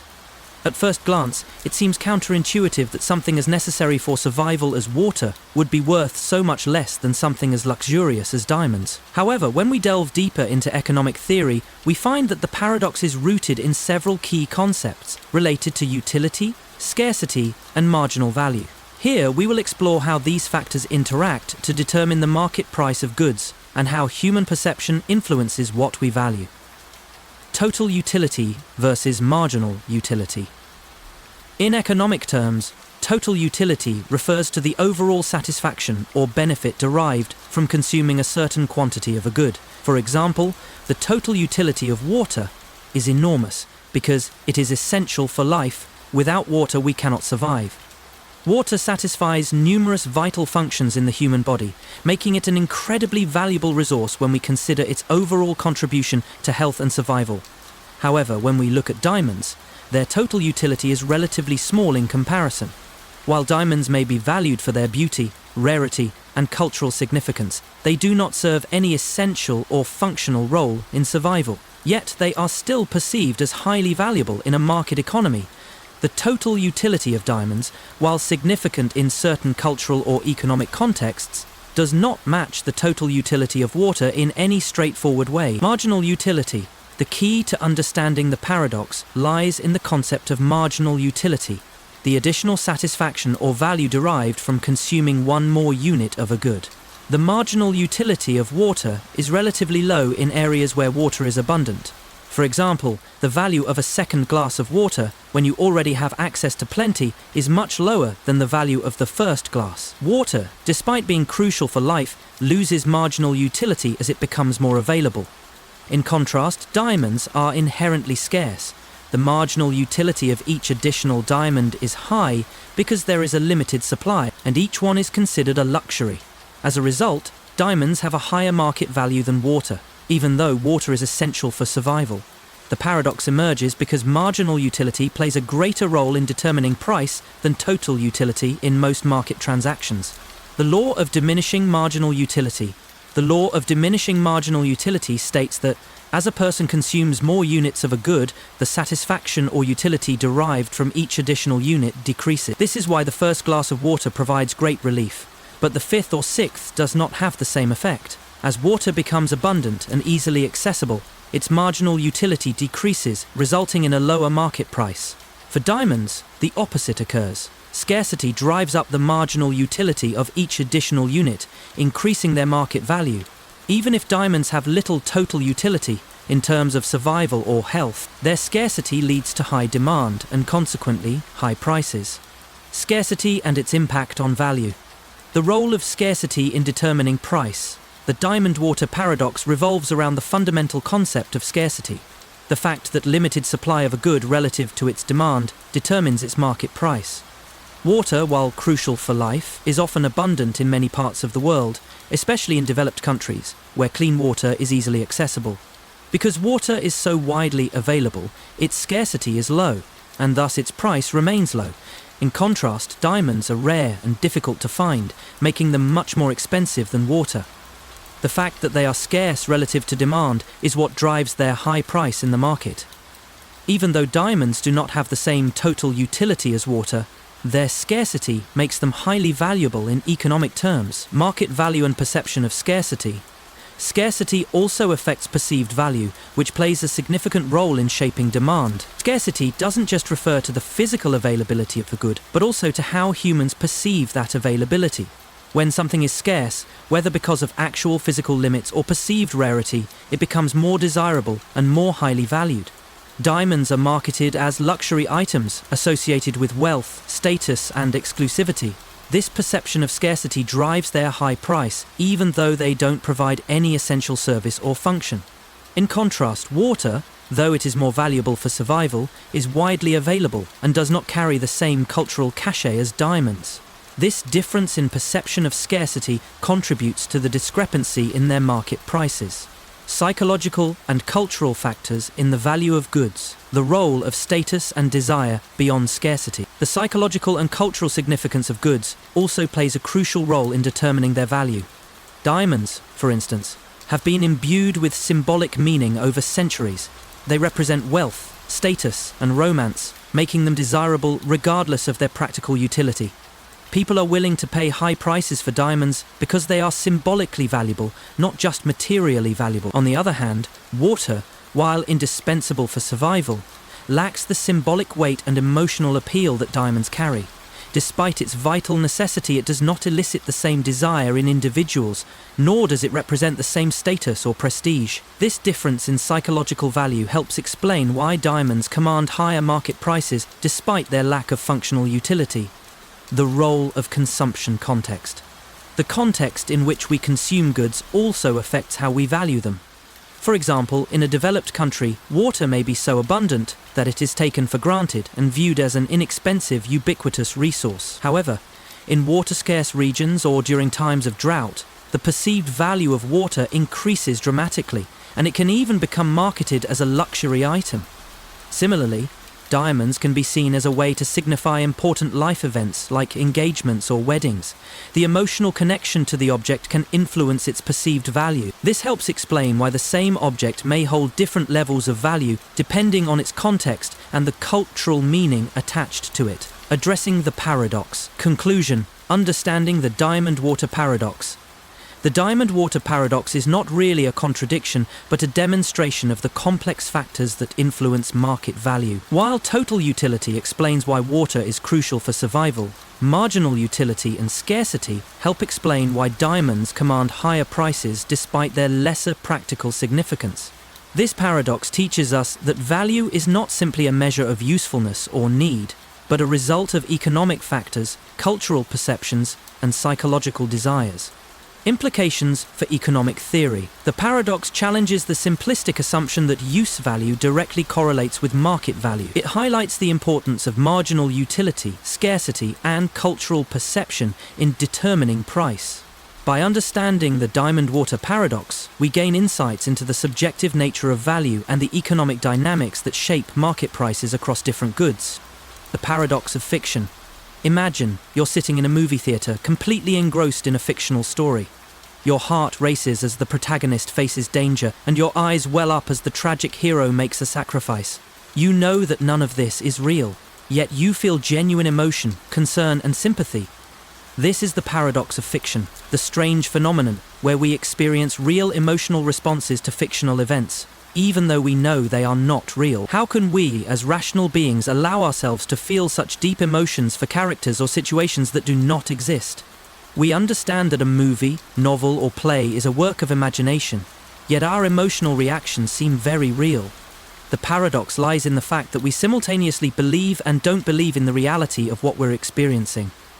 Why do we care about the fate of fictional characters? And how can we experience emotions like fear, joy, and sadness in response to things we know are purely imaginary?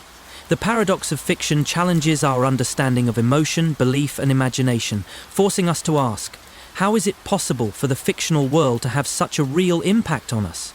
Let's explore this intriguing paradox of imagination and emotional engagement. The paradox of fiction has been a topic of philosophical discussion for centuries, particularly in the realms of aesthetics, philosophy of mind, and emotion theory. The paradox arises from the tension between our understanding of fiction as non-reality and our real emotional reactions to it. Philosophers such as Plato, Aristotle, and later David Hume and Immanuel Kant were among the early thinkers to explore the relationship between emotion and imagination in the context of art and fiction. In the 18th century, the study of aesthetics began to formalize ideas about how humans engage emotionally with works of fiction, despite knowing they are not real. In modern philosophy, the paradox of fiction gained more formal attention in the 20th century, particularly through the work of philosophers like G.E. Moore and Kendall Walton, who sought to explain how and why we experience genuine emotional reactions to fictional characters, events, or narratives. Walton, for example, introduced the idea of make-believe to explain how we can emotionally invest in fiction without necessarily believing it. His work on the philosophy of fiction focused on how fiction allows us to engage imaginatively with situations, while still knowing that they are not real. Today, the paradox of fiction is a central issue in philosophical discussions of emotions, narrative theory, and cognitive psychology, as it raises fundamental questions about how our minds respond emotionally to things that are not real, and what this reveals about the nature of human emotions, belief, and imagination. The paradox of fiction exists because of the seeming contradiction between emotion and belief. We know that the characters and events in a fictional work are not real, yet we react emotionally as if they were. This paradox forces us to explore how we can have genuine emotional responses to things we know are imaginary, and what this reveals about the nature of human emotion, imagination, and belief. Below, we examine key aspects of this paradox from a philosophical, psychological, and cognitive standpoint: the emotional experience of fiction. One of the most striking aspects of the paradox of fiction is how we can form genuine emotional connections with fictional characters. When we watch a movie, read a novel, or engage with a video game, we often find ourselves feeling sadness when a character dies, fear when they're in danger, or joy when they succeed. These reactions are real emotional responses, despite our awareness that these characters don't actually exist. For example, when we watch a tragedy like Romeo and Juliet, we may feel profound sadness and empathy for the characters, even though we know that the events are not happening in real life. In fact, we may feel a greater emotional impact because the story is fictional. Its artificiality heightens our emotional engagement as we allow ourselves to be immersed in the world of the narrative. The cognitive dissonance of belief and emotion. The central paradox arises from the fact that, while we know fictional narratives are not real, our emotional responses suggest that we believe they are. This creates a kind of cognitive dissonance, where we simultaneously believe and don't believe in the reality of the fictional world. How can we emotionally invest in something that we know is imaginary? Philosophers have explored this issue by suggesting that the emotional response to fiction isn't rooted in belief, but in imagination. According to this view, when we watch a movie or read a book, we don't necessarily believe the events are real, rather, we imagine them to be real within the context of the story. This imaginative engagement allows us to experience emotions that are just as real as those we experience in response to actual events, without requiring us to believe in the fictional events themselves. Theories of the paradox of fiction. One of the most influential explanations for the paradox of fiction comes from philosopher Kendall Walton, who proposed the concept of make-believe as a way to reconcile emotional responses to fiction. According to Walton, when we engage with fiction, we enter a state of make-believe, where we pretend that the characters, events, and situations in the narrative are real, even though we know they are not. This pretend play is similar to how children pretend to be superheroes or animals, engaging with a fictional world while still knowing it isn't real. Walton argues that when we engage with fiction, we suspend our disbelief for the duration of the story. This allows us to experience genuine emotions in response to fictional events, because we treat the narrative as if it were real in that moment. However, this make-believe is not the same as actual belief. It's a kind of temporary, imaginative engagement that allows us to experience real emotions without requiring us to believe the fiction is real. Another approach to the paradox of fiction comes from G.E. Moore, who highlighted the tension between emotional responses and belief. Moore argued that emotions are often tied to beliefs, but that in the case of fiction, the emotion is disconnected from actual belief. While we know that a fictional event didn't happen, we still have emotional reactions as if it did. This creates a paradox. How can we feel genuine sadness for a character who doesn't exist without actually believing in the character's existence? Moore's work suggests that emotions can be independent of beliefs. What matters is that we experience emotions in response to fictional content, regardless of whether we believe the content to be real. For Moore, this points to the complex nature of emotion, where emotions don't always depend on actual belief, but can be triggered by other cognitive processes, such as imagination or pretend play, fiction and the suspension of disbelief. Another key aspect of the paradox of fiction is the concept of suspension of disbelief, a term famously coined by Samuel Taylor Coleridge. When we engage with a work of fiction, we voluntarily suspend our disbelief. We choose to accept the world of the story as real for the duration of the narrative. This allows us to engage emotionally with the characters and events without needing to believe that they are truly real. Suspension of disbelief allows us to experience a wide range of emotions in response to fictional stories. For instance, when we watch a horror film, we know that the monsters or threats are not real, but we still feel fear and tension. Similarly, when we watch a romantic movie, we may feel happiness or excitement for the characters, even though we know that their love story is fictional. The paradox lies in the fact that while we are aware of the fiction, we still engage emotionally as if it were real, highlighting the power of imagination in shaping our emotional experiences. The impact of fiction on emotional reality. Interestingly, the emotional responses we have to fiction can shape our real-world emotions. For example, a tragic fictional story can make us reflect on our own relationships and experiences, triggering real emotions like grief, nostalgia, or compassion. The paradox of fiction highlights how fictional narratives have the power to transform our emotional states, even though we know the events are not real. Fiction and the illusion of emotional engagement. One explanation for the paradox of fiction is that emotions are independent of belief and are instead linked to imaginative engagement. In this view, the emotions we experience while engaging with fiction arise from the imaginative process of placing ourselves in the position of the characters and experiencing the narrative from their perspective. This imaginative process is what allows us to feel genuine emotions, even though we know the characters are not real. For example, when we watch a thriller or action film, we imagine ourselves in the dangerous situation faced by the characters. This imaginative identification triggers fear and adrenaline in our own bodies, even though we are not directly experiencing the danger ourselves. The paradox of fiction arises because, although we know the danger isn't real, our imagination allows us to experience real emotions in response to fictional stimuli. Another explanation for the paradox is that fictional stories may mirror real-life emotions and situations. Even though we know the events are fictional, we can still recognize the emotional truths embedded in the narrative. Literature and film often explore themes such as love, loss, betrayal, and sacrifice, which are universal experiences that resonate deeply with human emotions. This connection to real emotional experiences allows us to feel genuine emotions while engaging with fictional stories, despite knowing they are imaginary. Gödel's incompleteness paradox. What if I told you that in any formal mathematical system, there are true statements that cannot be proven within that system? This is the essence of Gödel's incompleteness paradox, one of the most profound and mind-bending discoveries in the history of mathematics and logic. The paradox reveals an inherent limitation in the pursuit of absolute certainty. No matter how comprehensive a logical system is, there will always be truths that lie beyond its reach.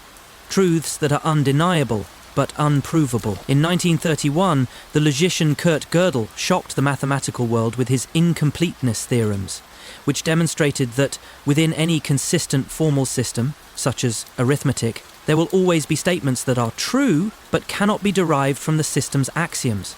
This paradox challenges our understanding of truth, mathematics, and the very nature of logic. How can a system of reasoning be both incomplete and still be true? How do we reconcile the pursuit of knowledge with the fact that some truths will always elude us, no matter how hard we try to prove them? Let's explore the Gödel's incompleteness paradox, where logic, truth, and mathematics collide in a mind-bending twist. The Gödel's incompleteness paradox emerged from the work of Kurt Gödel, an Austrian mathematician and logician who, in 1931, published his two incompleteness theorems. These theorems changed the way mathematicians and philosophers thought about the foundations of mathematics and logic.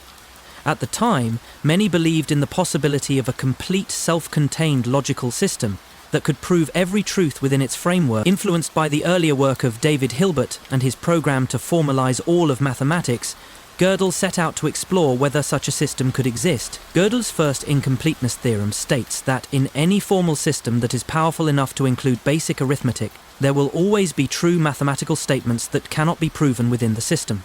The second incompleteness theorem extends this by showing that such a system cannot prove its own consistency. This result had profound implications for the foundations of mathematics, challenging the belief that every truth could eventually be proven through formal logical reasoning. Gödel's work also had far-reaching consequences beyond mathematics, influencing philosophy and theoretical computer science. His theorems highlight the limits of human knowledge and the impossibility of capturing every truth within a single system. Gödel's incompleteness theorem is often considered one of the greatest achievements in 20th century logic, demonstrating the paradox that even mathematical truth is not fully understood or provable within its own system. Gödel's incompleteness paradox, arising from his incompleteness theorems, presents a fundamental limitation of formal systems in mathematics and logic. The paradox is rooted in the realization that logical systems can never be both complete and consistent at the same time, challenging assumptions that mathematical truths can always be derived from a set of axioms. Here are the key elements that contribute to this paradox: formal systems and their limitations. A formal system is a set of rules and symbols used to create logical statements or mathematical proofs. It is based on axioms, basic assumptions, and rules of inference, procedures for deriving new truths from axioms. An example of a formal system is Peano arithmetic, which is a set of axioms for the natural numbers 0, 1, 2, 3. The goal of formal systems in mathematics has historically been to represent all mathematical truths by deducing them from fundamental axioms. If such a system were complete, it would be able to prove every true statement within its system. However, Gödel's incompleteness theorems showed that this ideal is impossible. In a formal system, consistency means that no contradictions can be derived from the system's axioms. If a formal system is inconsistent, it would allow both a statement and its negation to be proven true, undermining the entire system. Completeness, on the other hand, means that the system can prove every true statement within its scope. Gödel's first incompleteness theorem shows that in any consistent formal system that is capable of expressing basic arithmetic, like Peano arithmetic, the system will never be complete. There will always be true statements that the system cannot prove, no matter how powerful the system becomes. The paradox is that the system is both incomplete and yet true within its scope. Gödel's first incompleteness theorem. Gödel's first incompleteness theorem states that In any formal system that is sufficiently powerful to include basic arithmetic, there will be statements about the natural numbers that are true, but undecidable within the system. This means that no matter how much we expand the system, there will always be statements that are true in reality but cannot be proven within the system. To prove this, Gödel used a technique known as arithmetization. He encoded logical statements and mathematical formulas as numbers, a process that allowed him to work within the system itself. He then constructed a self-referential statement, similar to the liar paradox, which says, "This statement cannot be proven true." If the system could prove this statement true, it would create a contradiction, because the statement itself claims to be unprovable. Therefore, the system cannot prove the statement true, and yet it must be true. This creates a paradox. There are true statements that are unprovable. The key to Gödel's proof was the use of self-reference, the ability of a system to refer to itself. This was accomplished through Gödel numbering, where each statement in the system is assigned a unique number. By constructing statements that refer to their own provability, Gödel was able to demonstrate the limits of any formal system. A well-known example of this is the Gödel sentence, which essentially says, "This statement is not provable." If the system can prove this statement true, it leads to a contradiction, meaning the system is incomplete. Gödel's second incompleteness theorem. Gödel's second incompleteness theorem is even more profound. It states that no consistent system that is capable of expressing arithmetic can prove its own consistency. This means that a system cannot prove that it will never produce a contradiction, even if it is in fact consistent. For example, Peano arithmetic, the formal system for the natural numbers, cannot prove that it is free from contradictions. This theorem shows that any system of sufficient complexity, including systems used in mathematics, cannot achieve self-certification of its own validity. The paradox here is that, while the system may work without contradiction, it cannot prove that it is free from contradiction within itself. Therefore, the system is incomplete in both its ability to prove the truth of certain statements and in its ability to prove its own consistency. The philosophical implications of Gödel's paradox, Gödel's incompleteness theorems, force us to confront the limits of human knowledge and logic. They show that there will always be truths that we cannot prove, no matter how sophisticated our systems of reasoning or mathematics become. This challenges the ideal of absolute certainty in mathematics and logic, revealing that, even in the realm of seemingly objective, rational knowledge, there are limits. Gödel's work suggests that mathematical truth is more complex than simply a process of derivation from axioms. It raises the question, if we can never prove all truths, how do we know which truths are genuine? It forces us to accept that there are limits to formal reasoning, and that intuition or insight might be needed to recognize true statements that cannot be derived through formal means. The existence of undecidable truths challenges the traditional notion that truth is always accessible through logical reasoning or empirical evidence. It implies that there are things that are true even though we can never prove them. This raises deep philosophical questions about the nature of truth, and whether there is something beyond logic that governs the world. In a broader context, Gödel's paradox forces us to recognize that human understanding is always incomplete. Even in a world that seems governed by logical rules and mathematical structures, there is always something beyond our ability to fully comprehend or formalize. Gödel's paradox and modern theoretical work, Gödel's incompleteness theorems, have had profound implications for computer science, particularly in the fields of artificial intelligence and computational theory. The halting problem, introduced by Alan Turing, is a direct consequence of Gödel's work, showing that there is no algorithm that can decide, for every program and input, whether the program will eventually halt, stop running. This mirrors the idea in Gödel's theorems that there are truths that are undecidable within a system. Gödel's incompleteness paradox has even found echoes in quantum mechanics and theoretical physics, where uncertainty and indeterminacy suggest that there may be limits to the amount of knowledge that can be obtained about the universe. Just as Gödel showed that certain mathematical truths are beyond our ability to prove, physicists recognize that there may be fundamental limits to our understanding of reality. Russell's paradox. Imagine a collection that includes all collections that do not contain themselves. Now, ask yourself, does this collection contain itself? The moment you try to answer this question, you'll realize something deeply unsettling. If it does contain itself, then by definition, it must not contain itself. But if it does not contain itself, then it must, in fact, contain itself. This is the Russell's paradox, one of the most famous and unsettling paradoxes in the history of logic and mathematics. Proposed by Bertrand Russell in 1901, this paradox shook the foundations of set theory and logic, highlighting an inherent contradiction in the way collections, or sets, can be defined. At the heart of this paradox is a self-referential loop, where a set can neither contain nor not contain its, creating an irreconcilable contradiction. This paradox forced mathematicians and logicians to reconsider the basic principles of set theory and develop new logical frameworks to avoid the contradiction. Let's explore Russell's paradox, a paradox that challenges the very nature of sets, self-references, and the limits of formal logic. Russell's paradox was first introduced by Bertrand Russell in 1901 as part of his work on set theory, which was central to the development of modern mathematics and logic.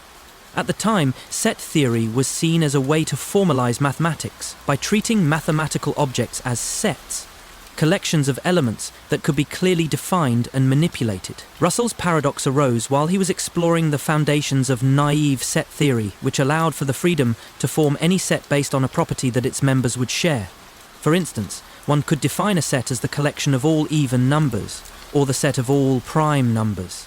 However, this seemingly unrestricted ability to form sets led to a logical inconsistency when Russell considered the set of all sets that do not contain themselves. According to naive set theory, this set should either contain itself or not, but both possibilities led to a contradiction. Russell discovered that if the set of all sets that do not contain themselves did contain itself, it would violate its own definition because it should not contain itself.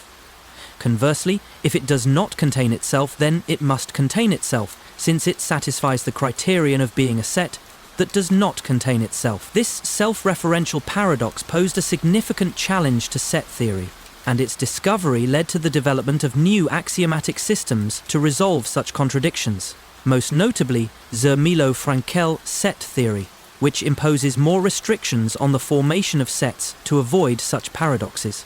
Russell's paradox is a deep and challenging logical paradox that exposes a fundamental problem with the naive conception of set theory and raises profound questions about the nature of mathematical foundations, logic, and self-research. It can be framed within the broader context of paradoxes of self-research, such as the liar paradox. This sentence is false and represents one of the first serious challenges to foundational mathematics. Set theory is a branch of mathematical logic that deals with the study of sets, which are simply collections of objects. A set can be defined by its members, and in traditional naive set theory, sets can be formed by any collection that satisfies a particular property or criterion. For example, one could define the set of natural numbers, the set of even numbers, or the set of prime numbers. Each collection of numbers shares a common characteristic. Naive set theory was initially believed to be a foundation for all of mathematics, because it seemed to provide a clear, intuitive way to define mathematical objects and relationships. The ability to create sets without restrictions allowed for a great deal of freedom in how mathematics was conceptualized and developed. A key concept in naive set theory is the idea of a universal set, which is the set that contains all possible sets. In this system, one might consider the set of all sets, or more specifically, the set of all sets that do not contain themselves.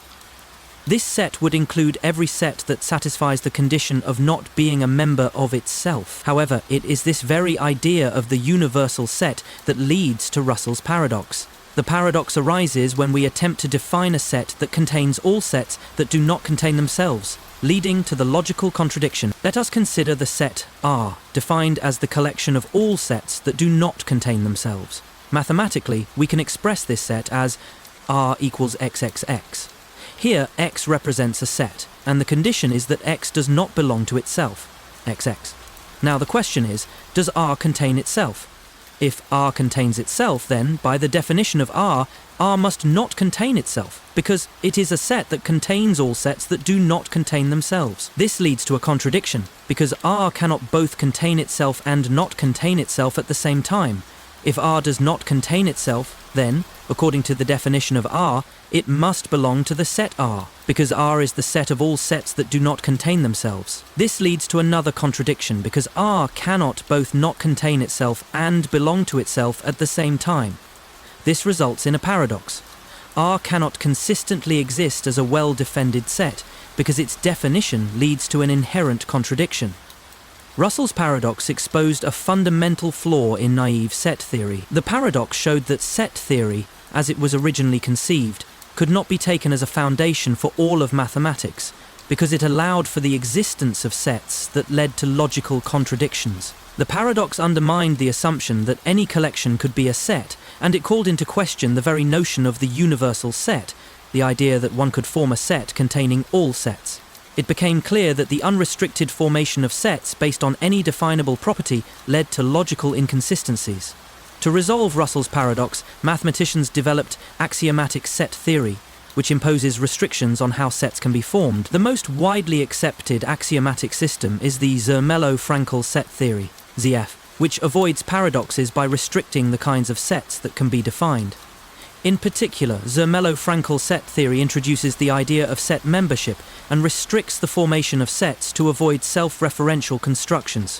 One of the key components of Zermelo-Fraenkel set theory is the axiom of regularity, or foundation axiom, which ensures that sets cannot be members of themselves. The axiom of regularity prevents the creation of sets like R, which would lead to paradoxes. Another solution to the paradox came in the form of type theory, developed by Alfred North Whitehead and Bertrand Russell as part of their work on Principia Mathematica. Type theory introduces a hierarchical structure where sets are organized into different types, and a set of a given type cannot contain a set of the same. In this way, self-referential sets are prevented and the paradox is avoided. Russell's paradox highlights the limits of formal systems in mathematics and logic. It shows that even well-defined systems can lead to contradictions when there are no restrictions on how objects, such as sets, are defined. This insight has deep implications for our understanding of the foundations of mathematics. Paradox also raised questions about the foundational nature of logic and mathematics, challenging the assumption that all of mathematics could be formalized in a single, consistent system.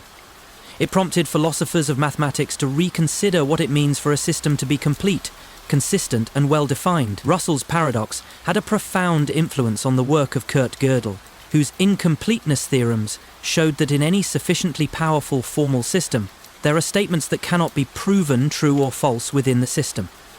Just as Russell's paradox revealed that naive set theory led to contradictions, Gödel's theorems demonstrated that all formal systems have inherent limits. Russell's paradox and Gödel's incompleteness theorem both emphasize that formal systems are subject to inherent limitations. There are always aspects of truth that cannot be captured within a single system of logic. Russell's paradox continues to be one of the most important logical paradoxes in the history of mathematics. Its discovery forced mathematicians and logicians to develop new frameworks for understanding sets and their relationships. Zermelo-Fraenkel set theory and type theory were direct responses to the paradox, and they provided the basis for much of modern mathematical logic. Russell's paradox also led to a deeper understanding of the importance of consistency and foundations in mathematics. It remains a cornerstone in the study of mathematical logic and philosophy of mathematics, and it continues to inspire discussions about the limits of formal systems and the nature of self-reference. The omnipotence paradox. What does it mean to be all-powerful? Can there be a power so great that it defies the very laws of logic and reason? This question lies at the heart of the omnipotence paradox, a concept that has troubled philosophers, theologians, and thinkers for centuries.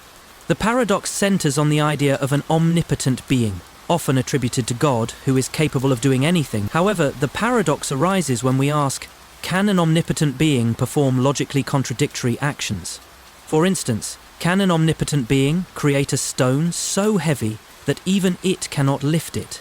If it can, then it seems that there is something it cannot do, lift the stone.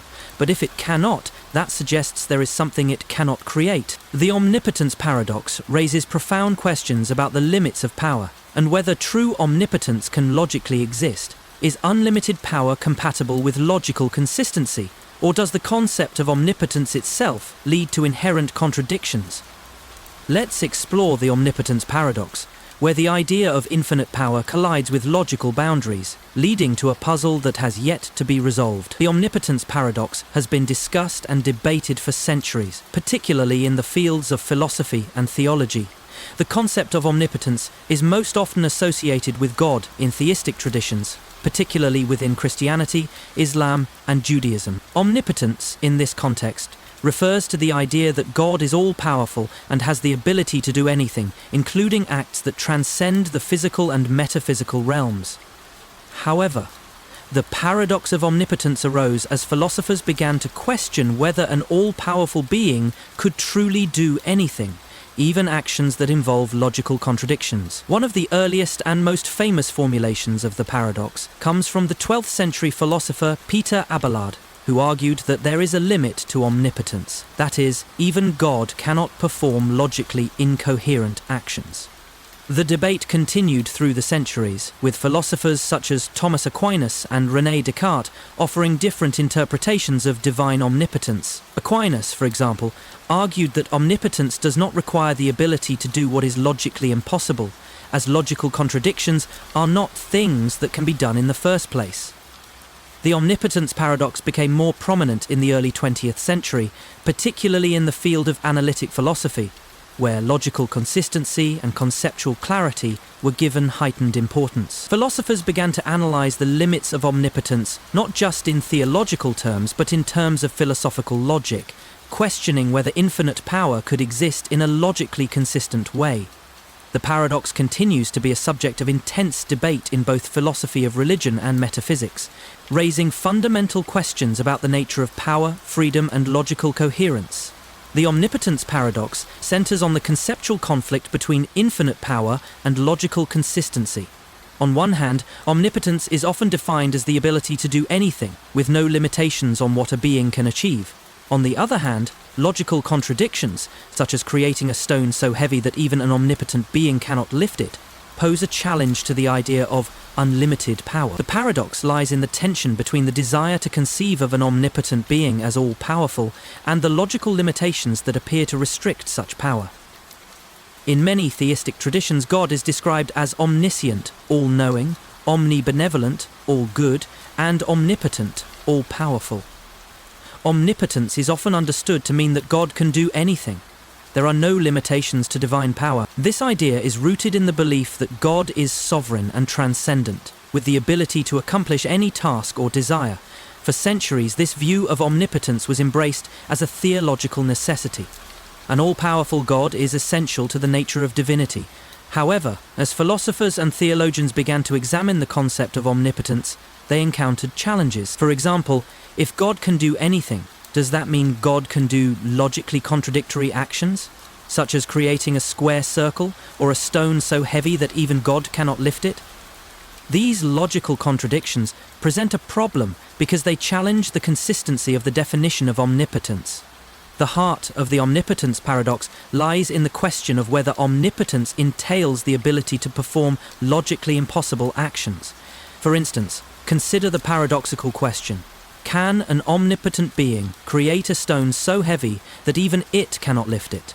If the being can create such a stone, it seems that there is something it cannot do, lift the stone. But if it cannot create such a stone, then there is something it cannot create. In both cases, it seems that omnipotence is constrained by a logical contradiction, and thus cannot be fully realized. This paradox challenges the classical view of omnipotence, which suggests that unlimited power must be boundless and unrestricted by any constraints, including those imposed by logic. One of the most influential responses to the omnipotence paradox comes from the medieval philosopher Thomas Aquinas. Aquinas argued that omnipotence does not entail the ability to do logically impossible things because such things do not exist as things that can be done in the first place. In his Summa Theologica, Aquinas wrote that God's omnipotence should be understood as the power to do anything that is logically possible. That is, anything that is not self-contradictory, for example. Aquinas would argue that creating a square circle, or a stone so heavy that even God cannot lift it, is not within the scope of omnipotence, because these are not realizable tasks. They are logical impossibilities, not things that can be done, but contradictions that cannot exist. Therefore, logical contradictions are not limitations on power. They are simply not part of the domain of things that can be done. Aquinas' view suggests that omnipotence is not about having the ability to do everything, including the logically impossible, but about having the ability to do everything that is possible within the constraints of logic and reason. Another approach to resolving the omnipotence paradox comes from the idea that omnipotence does not require the ability to do everything, including the logically impossible, but instead grants the power over possibilities. In this view, omnipotence allows a being to create, change, or influence the realm of possibility, but it does not require the ability to violate the fundamental principles of logic. For instance, the ability to create a stone so heavy that even God cannot lift it is not a real possibility, but rather a logical contradiction. Thus, the paradox is resolved by recognizing that true omnipotence is not about the power to perform logical contradictions, but about the power to influence everything that is logically possible. One of the key aspects of the omnipotence paradox is the distinction between logical impossibilities and physical limitations. Logical contradictions, such as creating a square circle, are not things that could ever exist, regardless of the power of the being in question. These are not real entities that can be created or controlled. They are purely conceptual contradictions that do not exist in the realm of reality. The argument, therefore, is that omnipotence should not be understood as the power to do logically impossible things. Instead, it is the power to do anything that is logically and physically possible, which includes performing tasks, changing states of affairs, and creating entities, but never to contradict the nature of reality itself. Another consideration is the role of free will in the context of omnipotence.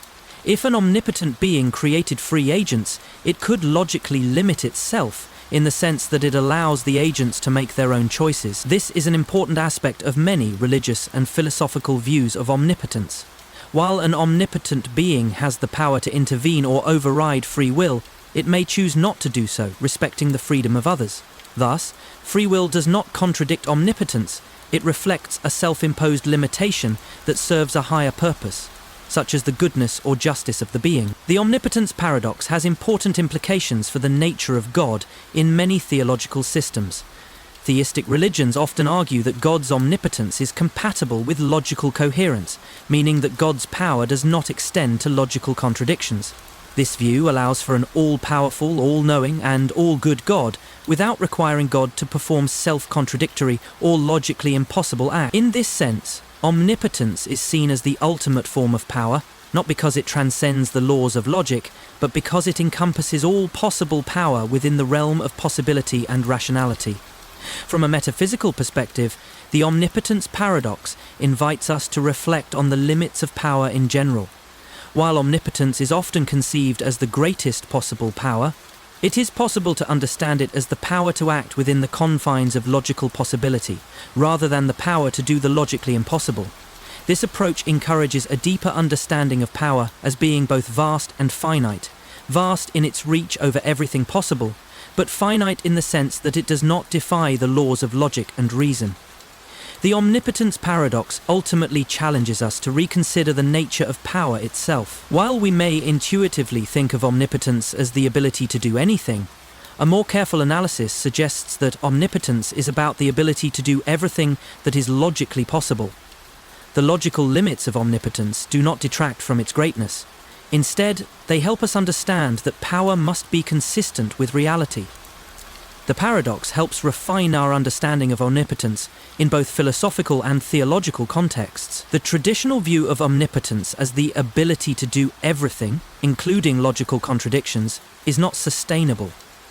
Instead, omnipotence is better understood as the power to do everything that is logically coherent, a form of power that is vast but not incoherent. Crocodile paradox. Imagine a crocodile who has captured a child and promises to return them unharmed if the child can predict what will happen next. The crocodile asks the child to guess, "Will you return me unharmed?" If the child guesses "You will not return me," the crocodile faces a dilemma. If it returns the child unharmed, the child's prediction is true, which contradicts the promise, since the child said it would not be returned. However, if the crocodile chooses not to return the child, the prediction is false, which creates another paradox. The crocodile paradox challenges our understanding of truth, promises, and predictions, creating a situation where the concept of logical consistency becomes entangled with the very nature of commitment. Can the crocodile honor its promise without violating logic? And what happens when prediction and action collide in a scenario that seems to have no resolution? The crocodile paradox forces us to confront the complexities of truth-telling, logical contradictions, and the limits of prediction. Let's explore this paradox where promises, truth, and logic clash in a fascinating way. The crocodile paradox is a thought experiment first introduced by the philosopher Eubulides of Miletus, a figure from ancient Greek philosophy. The paradox is a variant of the liar paradox, which explores contradictions inherent in self-referential statements. In the case of the crocodile, the paradox hinges on the idea of a conditional promise. The crocodile's commitment to return the child if they correctly predict what will happen. The paradox has intrigued philosophers, logicians, and linguists for centuries, as it brings into question the very nature of prediction, truth-telling, and contracts. While the paradox is often discussed in the context of logical reasoning and language, it also serves as a metaphor for self-referential problems found in various fields, such as mathematics, philosophy, and ethics. The crocodile paradox is part of a broader group of logical puzzles that explore the challenges of self-separacy, where a statement or action refers to itself and creates a contradiction. It belongs to a long tradition of paradoxes that question our understanding of how we engage with promises, predictions, and the truth. The paradox continues to be a staple example used in discussions of truth-telling, logical paradoxes, and linguistic puzzles. Today, the crocodile paradox is discussed primarily in the context of philosophy of language, logic, and epistemology, as it raises important questions about the relationship between words, truth, and action. Its enduring relevance underscores the complexity of the way humans use language to make promises, predict outcomes, and engage with the world. The crocodile paradox is a fascinating and challenging puzzle that touches on concepts of prediction, truth, and promises. In order to understand the paradox fully, we need to unpack the logical tensions it creates. At its core, the paradox presents a contradiction that arises from a promise made under conditions of truth-telling and prediction. Let's break it down and explore the key components of the paradox. In the crocodile paradox, a crocodile captures a child and offers a promise. If the child correctly predicts whether the crocodile will return them unharmed, the crocodile will honor that prediction and release the child. The promise is conditional, based on the child's ability to predict correctly. This promise creates the first layer of the paradox. The crocodile's promise hinges on the idea of truth and prediction. If the child guesses correctly, the crocodile must fulfill the promise. However, if the child guesses incorrectly, the crocodile has no obligation to return the child. The child's prediction is crucial to the paradox. The child guesses that the crocodile will not return them. This statement creates a logical challenge because it implies two contradictory outcomes depending on what the crocodile decides to do. If the crocodile returns the child unharmed, the prediction is true, but this violates the crocodile's promise since it would go against the child's prediction. If the crocodile does not return the child unharmed, the prediction becomes false, but this also contradicts the very nature of the promise the crocodile made, because the promise hinged on truth and the correct prediction. Emperor. The crocodile paradox shares similarities with the liar paradox, in which a person declares this statement is false. If the statement is true, then it must be false, but if it is false, then it must be true. In both the crocodile paradox and the liar paradox, there is a self-referential loop that creates an inconsistency or contradiction. In the case of the crocodile, the child's prediction, "You will not return me," leads to a logical loop. If the crocodile honors the prediction by returning the child unharmed, it makes the prediction true, thus violating the crocodile's promise, which was contingent upon the prediction being false. On the other hand, if the crocodile does not return the child, the prediction is false, but it still goes against the crocodile's promise, because the prediction was supposed to be fulfilled based on correctness. A key element of the paradox is the idea of conditional promises. Promises made under specific conditions. The crocodile promises to release the child if the child correctly predicts the outcome. This introduces a tension between conditionality and truth. If the prediction is true, the crocodile's promise must be fulfilled, but fulfilling the promise would contradict the prediction. This creates a paradox of predictive contradiction. The child's prediction, therefore, has a profound impact on the crocodile's behavior. The conditional promise becomes impossible to fulfill without logical inconsistency, leading to a breakdown in the concept of prediction and truth-telling. One approach to resolving the paradox is to argue that the crocodile, aware of the paradox, could choose not to fulfill the promise at all. In this case, the crocodile might break its word and not release the child, simply citing the impossibility of fulfilling a promise that leads to a logical contradiction. However, this solution introduces its own challenges. Breaking the promise undermines the concept of trust and contractual obligations in both philosophical and practical terms. By breaking the promise, the crocodile is faced with the problem of whether promises should be kept, especially when logical contradictions arise. The paradox then shifts from truth-telling to ethical dilemmas about the nature of promises and trust. Another approach is to accept that the prediction is true and let the crocodile release the child. By doing so, the crocodile fulfills the promise, but the paradox arises because it contradicts the premise of the child's prediction. The child expected not to be returned unharmed. In this scenario, the paradox might be seen as an illusion, based on self-referential logic that does not hold up in real-world decision-making. A third way to address the paradox is to argue that the crocodile is trapped by its own promise and logic. The paradox forces the crocodile to acknowledge the limits of promise-making and prediction. In such cases, the best solution might be for the crocodile to acknowledge that logical contradictions cannot always be resolved through traditional means of contractual obligation. In this view, the crocodile paradox becomes a lesson in the limits of logical systems and how complex promises can lead to unsolvable contradictions. The crocodile paradox is part of a larger class of self-referential paradoxes, which include Russell's paradox in set theory, the liar paradox, and other puzzles in logic and epistemology. These paradoxes force us to confront the limits of language, truth, and logical systems. The paradox questions whether human logic can handle situations where statements or actions are dependent on their own truthfulness. In philosophy, self-referential paradoxes highlight the inherent limitations of formal systems in capturing truth and reality. The crocodile paradox is an example of how even a simple promise can lead to contradictions when it is grounded in self-referential logic. The paradox also has ethical implications, especially in the context of promise-keeping. If a promise creates a logical contradiction, does it still hold moral weight? Can promises be broken without violating ethical principles? Or do we have an obligation to fulfill promises, even when they lead to contradictions? The crocodile paradox asks us to reflect on the nature of promises in human interactions, especially when confronted with complex or contradictory conditions. The crocodile paradox serves as a reminder that prediction and logical consistency are not always as straightforward as they seem. It challenges the assumptions we make about truth, commitment, and language, and invites us to reconsider how we think about the relationship between action, promise, and truth-telling. The paradox forces us to confront the limitations of logical systems and the complexities of self-referential in ways that transcend traditional philosophical problems. Ultimately, it illustrates the inherent contradictions that can arise when logic, promises, and prediction intersect in the world of human reasoning. The lottery winner's doubt paradox.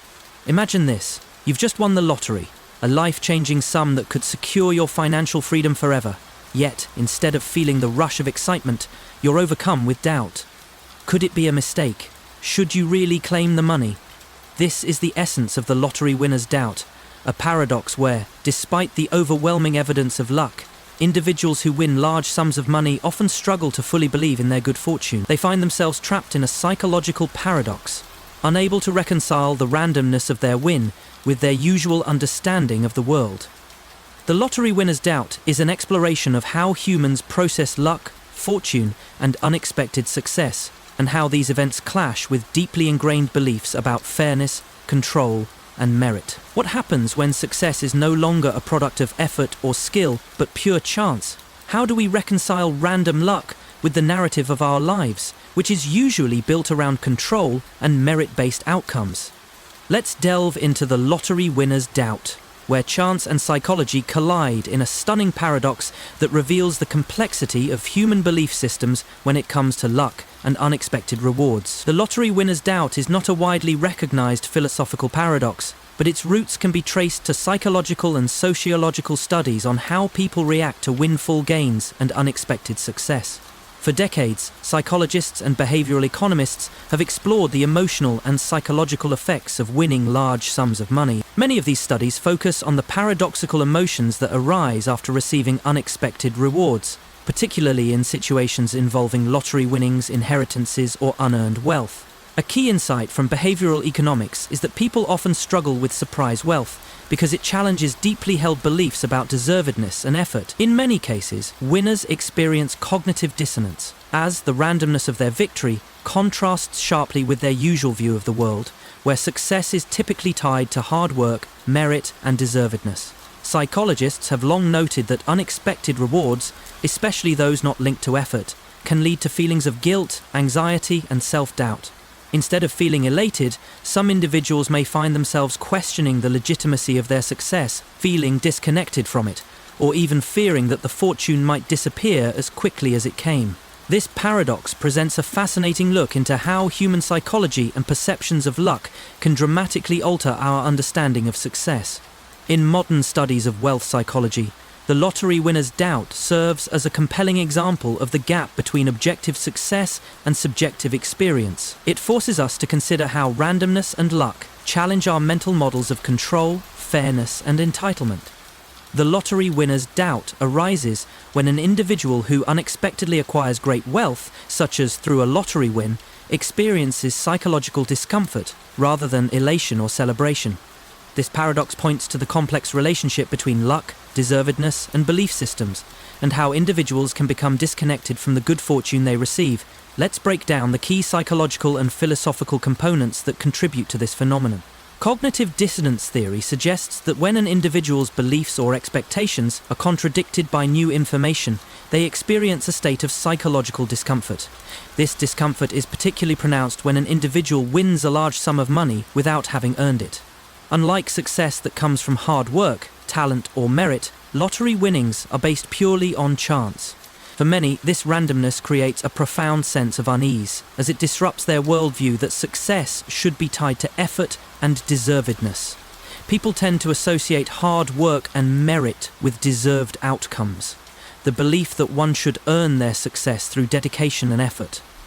The lottery winner's doubt occurs because the recipient's new wealth does not align with these internalized beliefs. Instead of celebrating the win, the winner may begin to question whether they truly deserve the reward, experiencing guilt or anxiety about receiving something for nothing.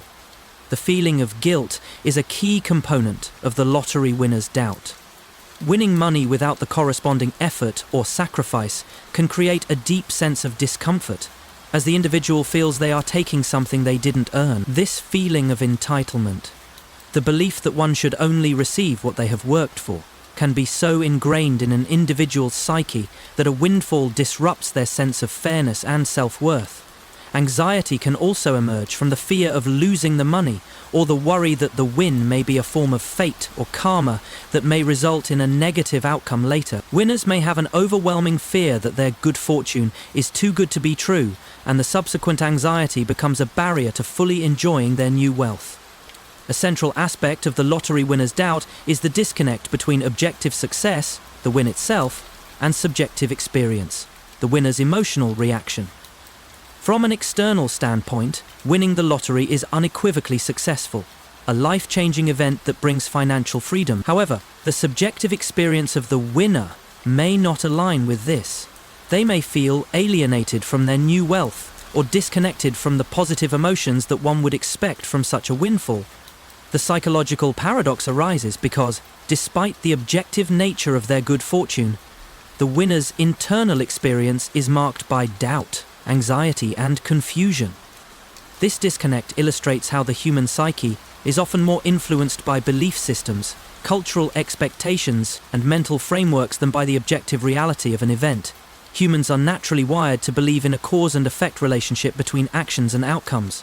We tend to believe that good outcomes should follow from good actions, and vice versa. This belief system reinforces a sense of control over one's life and helps to create a framework where individuals feel that they are responsible for the events in their lives. However, luck challenges this worldview, introducing randomness as a factor in success. Winning the lottery is completely random. There are no skills, effort, or personal traits that influence the outcome. This randomness directly contradicts the meritocratic view that success should follow from effort or deservedness.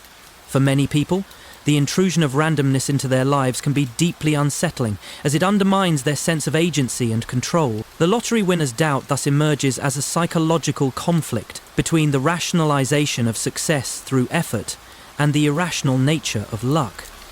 The mind finds it difficult to reconcile a random success with the deeply ingrained belief that success is something that must be earned.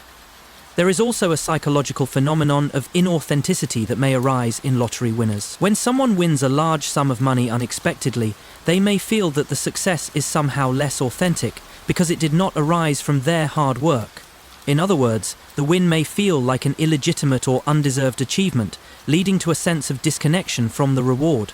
This feeling of inauthenticity may result in a reluctance to fully accept or celebrate the win, further amplifying the paradox of doubt. Many winners also experience a fear of social alienation after their win. Sudden wealth can alter the way others perceive them, and winners often worry that their friends, family, and colleagues will view them differently. There is a stigma associated with receiving unexpected wealth, as others may question whether the winner deserves the money or if they've somehow cheated the system. This social pressure can contribute to the lottery winner's doubt, as the individual may become more focused on how others view them than on enjoying their newfound fortune. A common issue faced by lottery winners is the expectation that they will use their winnings to help family and friends. This added pressure can create a sense of obligation that weighs heavily on the winner, especially when those around them have expectations of how the money should be spent. The fear of disappointing others or being seen as selfish can create a sense of guilt or anxiety, preventing the winner from fully enjoying their success. To overcome the lottery winner's doubt, it is essential for individuals to reframe their perspective on luck and success. Instead of seeing the lottery win as undeserved or inauthentic, individuals can view it as an opportunity to create positive change in their lives and the lives of others. Embracing the randomness of the win can help alleviate feelings of guilt or inauthenticity. Setting realistic expectations for the future and managing the psychological pressure of sudden wealth can also help winners move past their doubts. Engaging in financial planning with trusted professionals and setting personal boundaries can reduce the stress of managing a significant windfall. It is important for winners to recognize that they deserve the success and that luck does not negate their value or worth as individuals. The invisible choice paradox. Imagine being given the chance to make a life-changing decision, perhaps choosing between two life paths, two careers, or two potential partners. You are told that one choice is better for your future, but you still feel a sense of hesitation. Despite the clear benefits of the right choice, you find yourself making a decision that doesn't align with your best interests. This is the essence of the invisible choice paradox, the idea that choice is often not as free or transparent as it seems. On the surface, making decisions appears to be a straightforward exercise in free will, but in reality, many choices we make are influenced by unseen factors that shape our behavior in subtle ways. Whether it's biases, emotions, social pressures, or hidden constraints, the choices we believe to be independent often aren't. How can we claim to make free choices if much of our decision-making is shaped by factors beyond our control? The invisible choice paradox forces us to reconsider our understanding of free will and how much influence we really have over the decisions we make. Let's explore the invisible choice paradox, where the illusion of choice and hidden influences collide, challenging our perceptions of freedom and agency. The invisible choice paradox is deeply rooted in philosophical discussions about free will, decision-making, and the psychology of choice. The paradox suggests that while people often perceive themselves as choosing freely, many of their decisions are shaped by unseen forces that limit their true autonomy. The concept has its roots in the debates between compatibilism and incompatibilism regarding free will. Compatibilism posits that free will can exist even in a deterministic universe, while incompatibilism argues that true free will cannot exist if our actions are determined by external forces. The invisible choice paradox aligns more with incompatibilism, suggesting that even when we feel we are exercising our free will, our choices are often influenced by external factors, such as environmental cues, past experiences, and emotional biases. Over time, psychological and social science research has provided evidence for how decision-making is often less rational and more influenced by cognitive biases, heuristics, and social conditioning than previously understood. In the 20th century, psychologists like Daniel Kahneman and Amos Tversky demonstrated how decision-making often operates on automatic, subconscious systems that influence our choices in ways we're unaware of.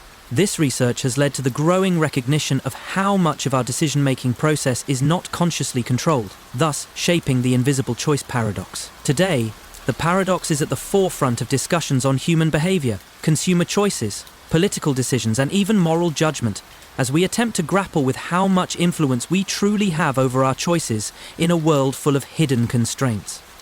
The invisible choice paradox challenges the conventional understanding of free will and choice, suggesting that many decisions we believe to be freely made are actually influenced by factors beyond our conscious control. These factors are often invisible to us, making it difficult to recognize the true nature of our decision-making process.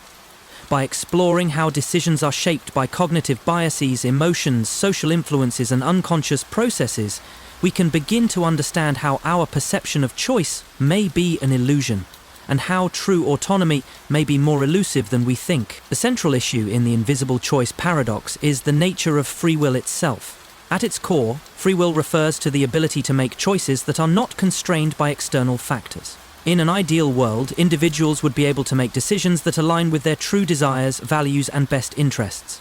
In practice, however, external forces, whether biological, environmental, or psychological, often shape the decisions we make in ways that we do not fully realize. The illusion of choice is a critical aspect of the paradox.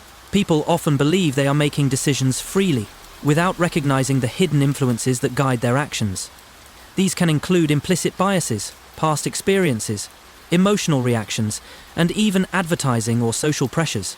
As a result, the choices we think we are making based on rational thought may actually be driven by subconscious influences that we are unaware of. Cognitive biases are systematic errors in thinking that affect the decisions and judgments people make. These biases often operate at an unconscious level, meaning individuals are unaware of the ways they influence their behavior.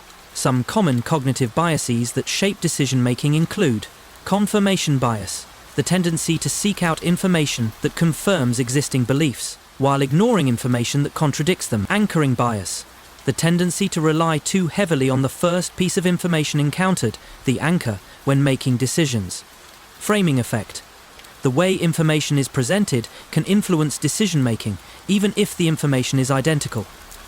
Loss aversion, the fear of losing something is often more powerful than the desire to gain something of equal value. These biases often lead people to make decisions that are not fully rational or aligned with their best interests. For example, someone might choose a product because of the way it is marketed, or might stick with an investment because of a fear of loss, even if a better option is available. Beyond cognitive biases, our decisions are also heavily influenced by emotions and unconscious desires. Emotions such as fear, joy, guilt, or desire can cloud judgment and lead to impulsive choices that may not align with long-term goals. For example, a person might make a financial decision based on fear of missing out, FOMO, without fully considering the long-term consequences. Moreover, our unconscious mind plays a powerful role in shaping the choices we make. Sigmund Freud's work on the unconscious mind suggested that many of our actions are driven by hidden desires and instincts that we are not aware of. In modern psychology, research on implicit attitudes shows that even when we believe we are making unbiased decisions, our choices can be influenced by unconscious preferences based on race, gender, or other social factors. Another significant factor contributing to the invisible choice paradox is the influence of social pressures and the environment. Humans are inherently social creatures, and much of our decision-making is shaped by the expectations and behaviors of those around us. Whether through peer pressure, cultural norms, or media influence, we are constantly exposed to external factors that nudge us towards certain choices. For example, advertising can subtly guide consumer behavior, pushing individuals to buy products they may not need or want based on carefully crafted marketing strategies. Similarly, social norms can shape behaviors in profound ways. Individuals may make decisions about relationships, careers, or lifestyle choices based on what is seen as acceptable or desirable in their social circles, rather than following their true desires. The invisible choice paradox is particularly evident in the way advertising and media influence our decisions. Research in consumer psychology has shown that people are often unaware of the ways in which advertising shapes their choices, particularly when it comes to brands, food, and entertainment. Social media platforms, for instance, use data algorithms to predict and influence what people choose to buy, watch, and even think, creating an environment where much of our decision-making is subtly controlled by unseen forces. While it seems that more choice would lead to greater freedom, research has shown that having too many options can lead to decision fatigue, anxiety, and dissatisfaction. The concept of choice overload suggests that when individuals are faced with an overwhelming number of choices, they may struggle to make a decision at all, or they may make a choice they regret later. For example, in consumer markets, people often report feeling overwhelmed by the sheer volume of options available, leading to analysis paralysis. Rather than making a decision based on their preferences, individuals may choose something simply to avoid the discomfort of having to make a choice at all. In this context, the invisible choice paradox arises because the illusion of freedom is diminished by the very abundance of choices that was supposed to empower individuals. Another aspect of the invisible choice paradox is the paradox of regret. In a world where we have more options than ever before, we often find ourselves regretting the choices we make, wondering whether we could have chosen better. But this feeling of regret can be exacerbated by the overwhelming number of available options, leading to feelings of dissatisfaction and the constant belief that there is always a better choice waiting. The invisible choice paradox here is that the very increase in options, which is meant to enhance freedom, often leaves us feeling less satisfied and more limited by our choices. The invisible choice paradox forces us to question how free we truly are in our decisions. If our choices are constantly influenced by unseen factors, external pressures, and unconscious biases, how much true autonomy do we have? Are we truly free to choose, or are we simply reacting to external forces that shape our decisions? In the context of moral responsibility, the paradox also raises important questions about accountability. If our decisions are influenced by hidden forces beyond our control, to what extent are we responsible for the choices we make? This dilemma challenges our understanding of personal responsibility and the ethics of decision-making in a complex, interconnected world. One potential way to mitigate the effects of the invisible choice paradox is through mindful decision-making. Mindfulness encourages individuals to become more aware of the factors that influence their choices, helping them recognize when they are being influenced by biases, emotions, or external pressures. By practicing mindful awareness, people may gain more control over their decisions, making choices that better align with their values and goals. The self-amendment paradox. Imagine a constitution or set of rules that governs the functioning of a society or organization, one that is central to maintaining order and structure.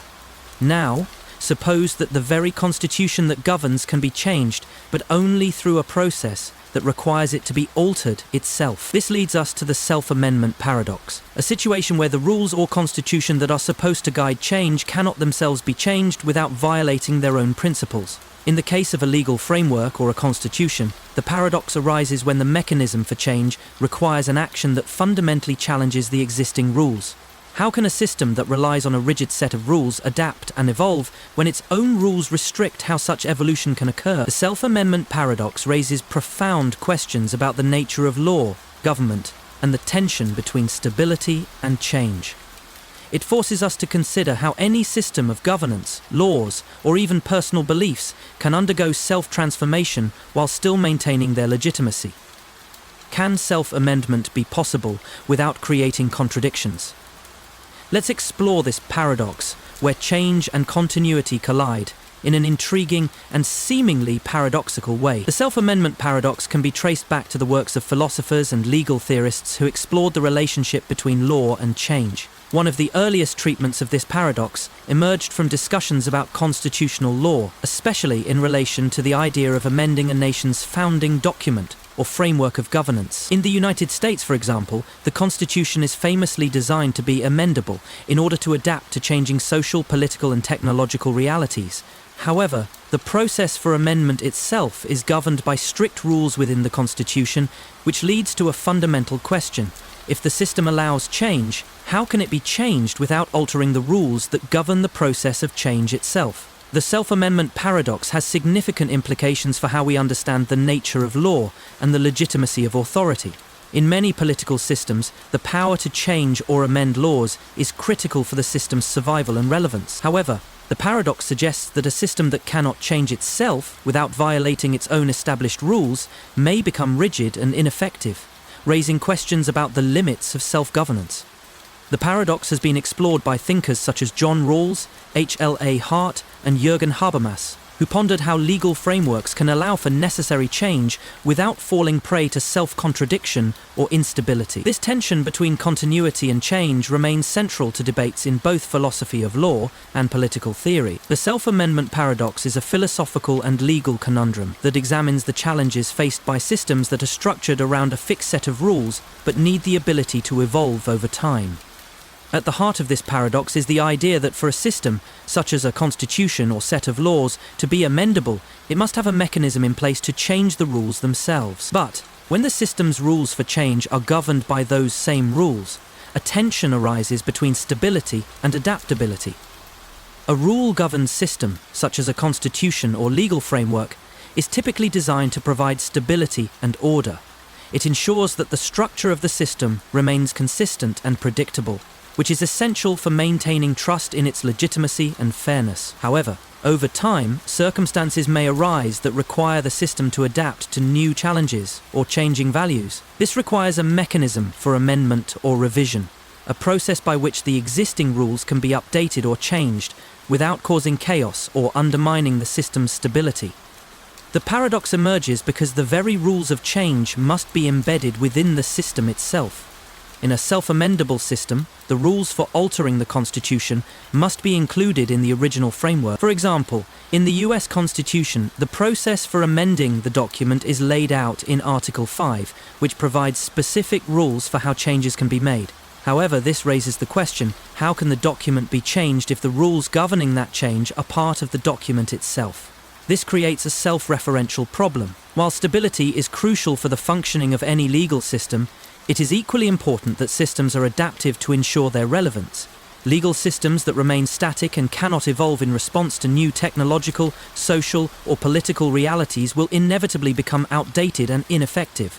Therefore, a system must allow for self-transformation, even as it preserves its underlying legal principles. This need for flexibility is especially critical in modern democratic societies, where laws must respond to changing social norms, scientific advancements, and evolving political landscapes. For example, civil rights laws may need to adapt to new understandings of equality, privacy, or freedom of expression.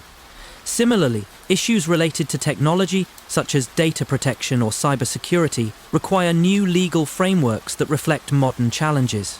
The self-amendment paradox highlights the tension between the need for legal adaptability and the potential contradiction created by the rules governing how changes can be made. In legal systems like that of the United States, amendment processes are designed to ensure that changes are carefully considered and approved by a broad consensus. In the case of the US Constitution, 2/3 of Congress and 3/4 of state legislatures must approve an amendment. This high threshold ensures that changes to the fundamental law are not made hastily or without sufficient public support.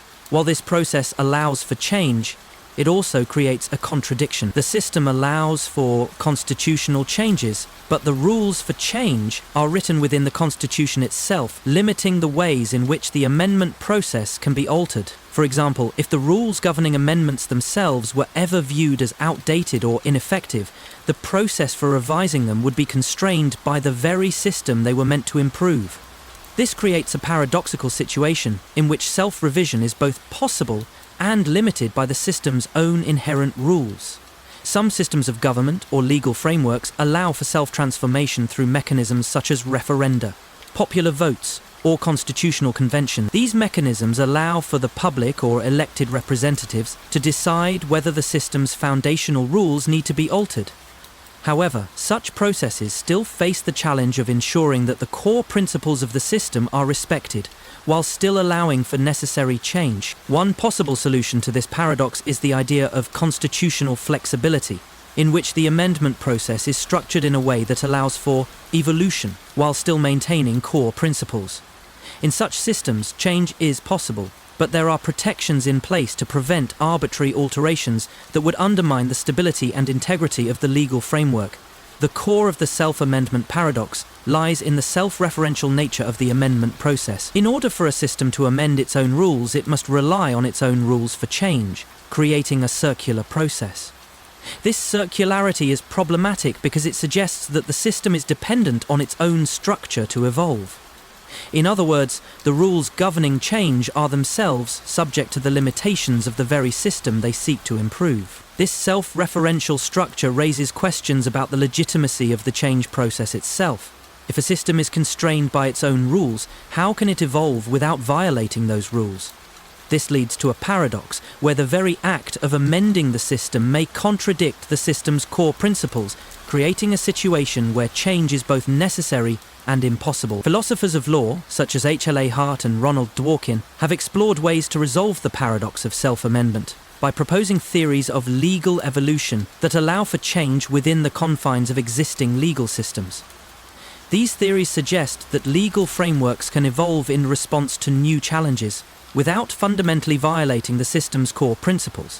For example, legal realism and living constitutionalism argue that law is not a static set of rules but rather a dynamic system that evolves with societal changes. While these approaches allow for evolution within legal systems, they do not completely resolve the paradox, as they still require a balancing act between stability and flexibility. The question remains, how can a system evolve without violating its own foundational principles? In political systems, the self-amendment paradox applies to the constitutional design of many democracies. Democracies often rely on referenda or constitutional conventions to allow citizens to vote on changes to their nation's constitution or laws. While these processes allow for democratic participation in shaping the legal system, they still raise the question of how to amend the rules for political change itself without undermining the system's legitimacy or stability.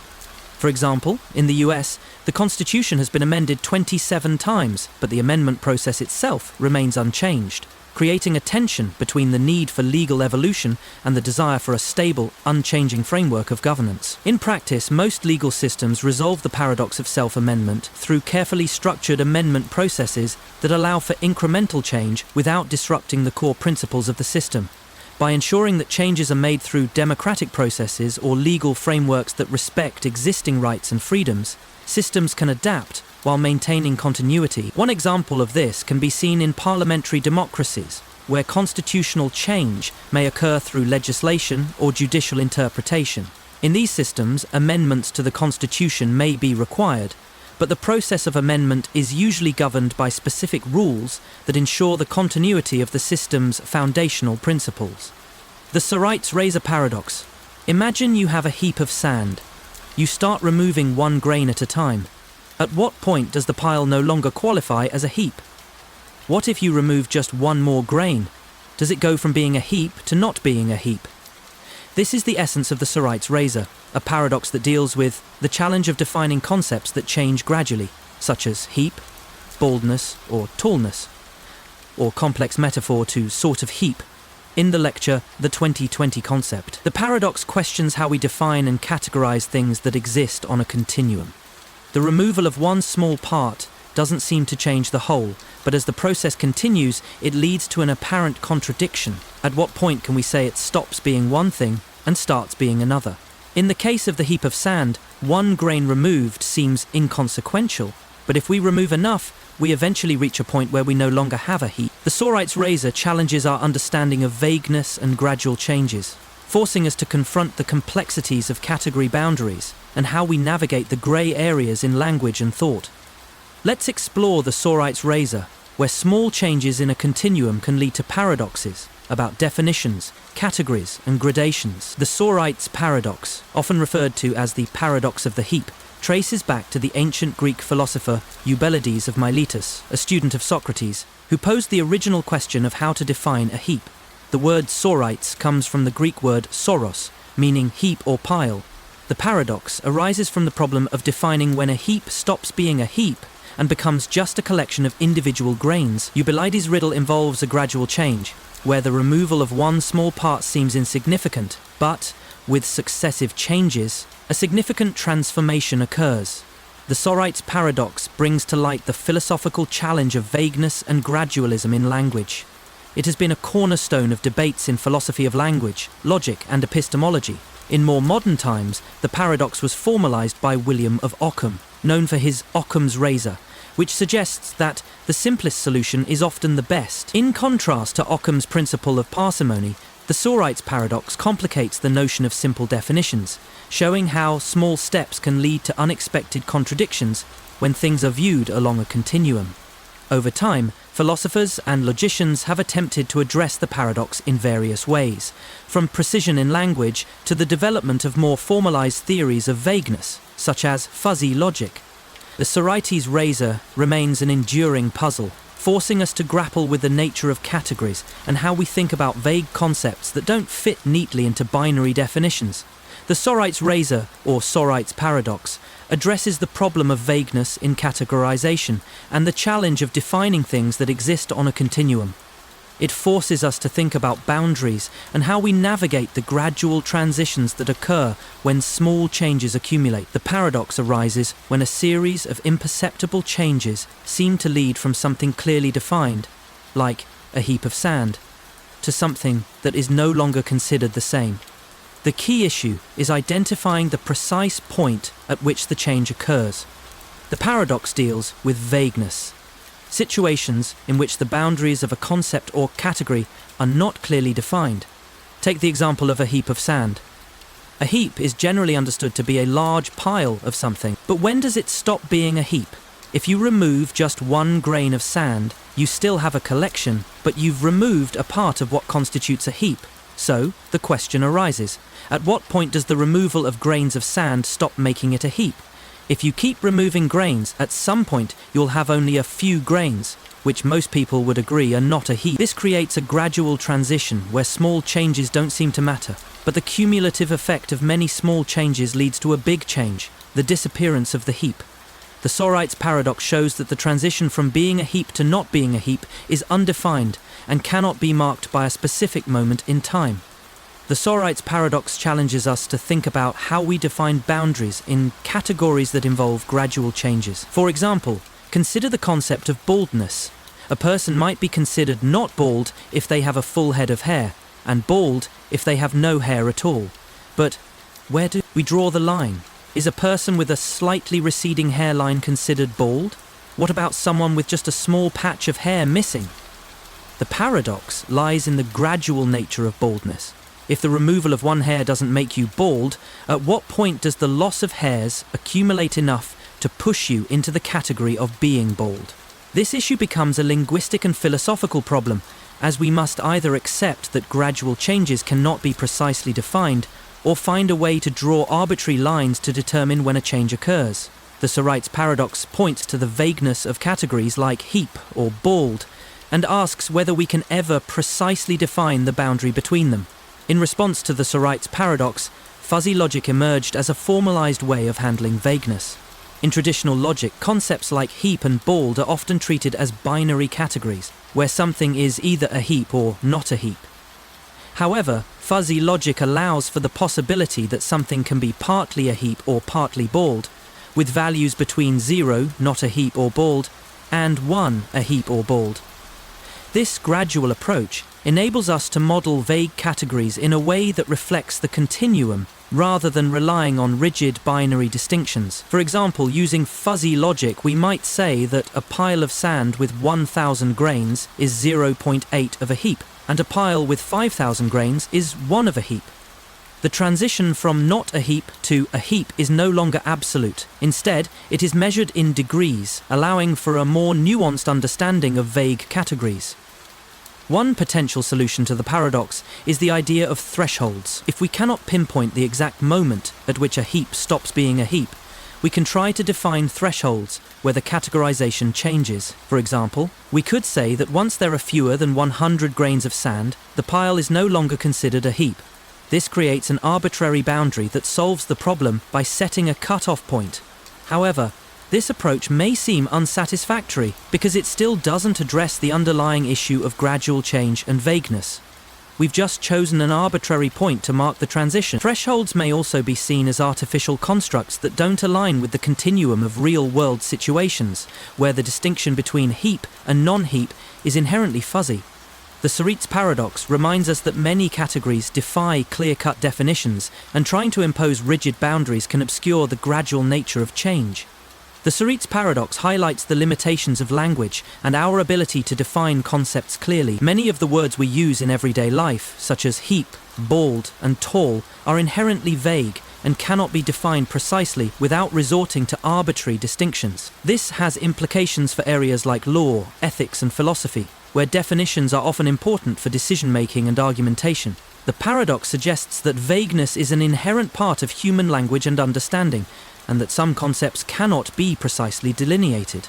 The Sorites paradox also extends to ethical and moral categories. For example, when does a small bad action become a serious moral violation? How much harm can be caused before an action is considered immoral? The gradual accumulation of small, seemingly insignificant actions can lead to larger ethical dilemmas, but drawing clear boundaries between right and wrong can be difficult. This creates a paradox in moral reasoning, where we cannot always determine the point at which an action crosses from acceptable to unacceptable. In the legal field, the Sorites paradox has important implications for regulation and policy making. Laws often rely on categories that are difficult to define precisely, such as dangerous driving or reasonable actions. These categories depend on gradual distinctions that cannot always be captured by clear-cut rules. The Sorites paradox challenges lawmakers to think carefully about how they draw lines between behaviors that are acceptable and those that are not. The Sorites paradox forces us to confront the reality that many concepts in our daily lives are not precisely definable. Vagueness is an inherent feature of human cognition and language, and the paradox highlights how small changes can accumulate over time, leading to large transformations. While we may not be able to draw exact lines between categories like heap and non-heap, we can still find ways to think about and navigate the grey areas of life. The paradox encourages philosophers to consider how we deal with gradualism and continuums in concepts like truth, morality, and reality. While traditional logic seeks to categorize the world into binary terms, the Sorites paradox invites us to reconsider whether this approach is sufficient to capture the full complexity of the natural world and our experience of it. The knowability paradox. What if I told you that there are truths that are fundamentally unknowable, not because they are hidden, but because of the very nature of knowledge itself? The knowability paradox challenges our conventional understanding of truth and knowledge. The paradox suggests that if every truth can be known, then the truth of its own knowability must also be known. But in doing so, it leads to a contradiction. If some truths are unknowable, how can we even know which ones are unknowable? This paradox, first raised by philosopher Kurt Gödel and later explored by Frederick K. Ehrman, asks us to consider the limits of knowledge and whether there are truths that we can never come to know, no matter how hard we try. The knowability paradox highlights the tension between what is true and what can be known, a philosophical conundrum that has profound implications for epistemology and metaphysics. Let's explore the knowability paradox, where the pursuit of truth and the very act of knowing collide in an irresolvable twist that challenges our fundamental assumptions about knowledge. The knowability paradox has its origins in philosophical discussions about epistemology, the branch of philosophy concerned with the nature, scope, and limits of knowledge. The paradox is closely associated with the work of Kurt Gödel, a pioneering logician who, through his incompleteness theorems, showed that in any sufficiently powerful mathematical system, there are truths that are true but cannot be proven within the system itself later. Frederick K. Ehrman extended these ideas to the realm of philosophy of knowledge, proposing that the very act of knowing implies the possibility of knowing all truths. Ehrman formulated the paradox as a logical contradiction.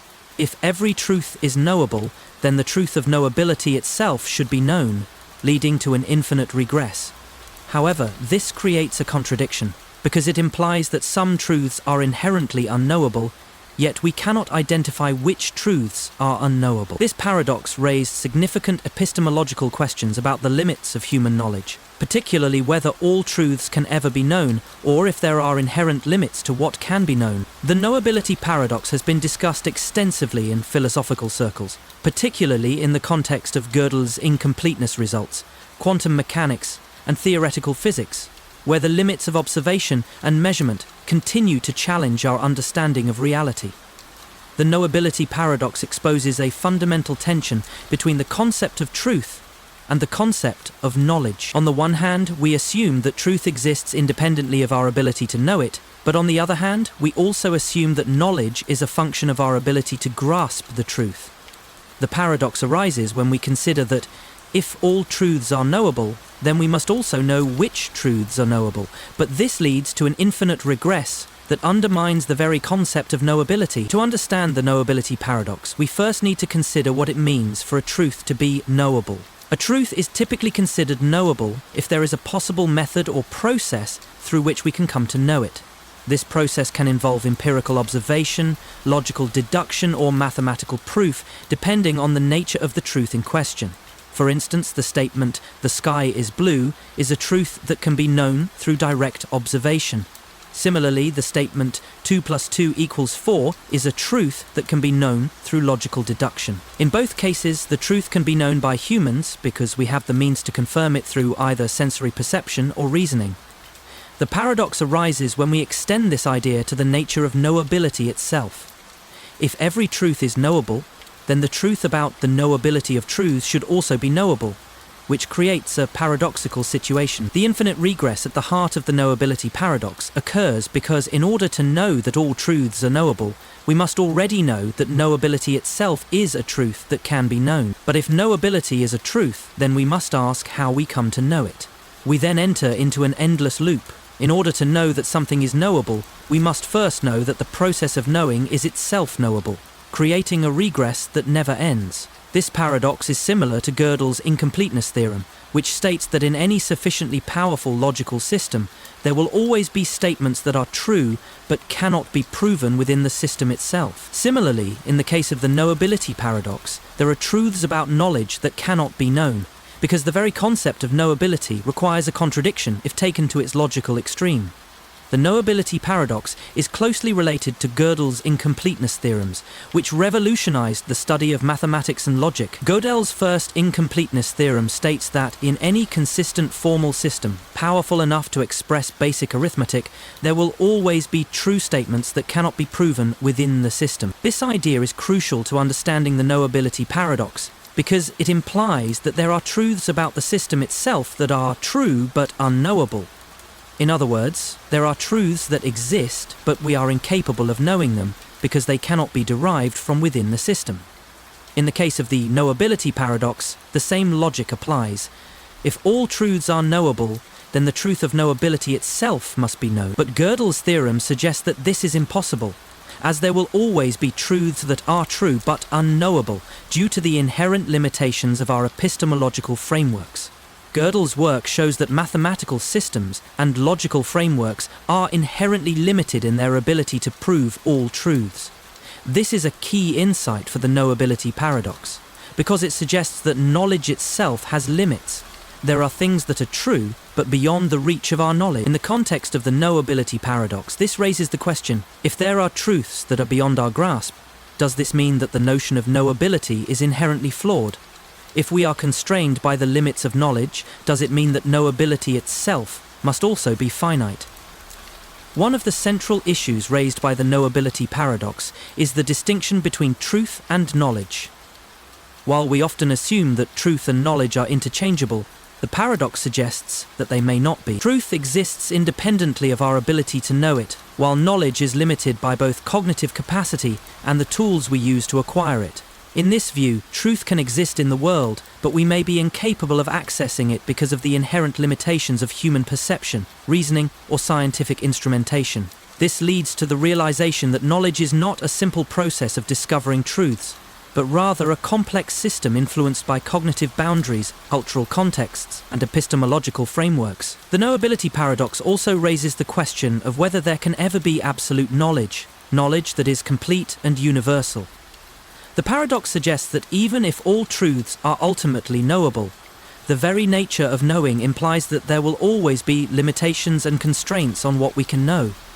This challenges the traditional ideal of absolute knowledge and calls attention to the bounded nature of human understanding. One potential resolution to the knowability paradox is to consider the role of intuition and experience in the acquisition of knowledge. Some philosophers argue that while certain truths may be unknowable through logical deduction or empirical observation, They may still be intuitively accessible or experienced through direct perception or non-rational ways of knowing.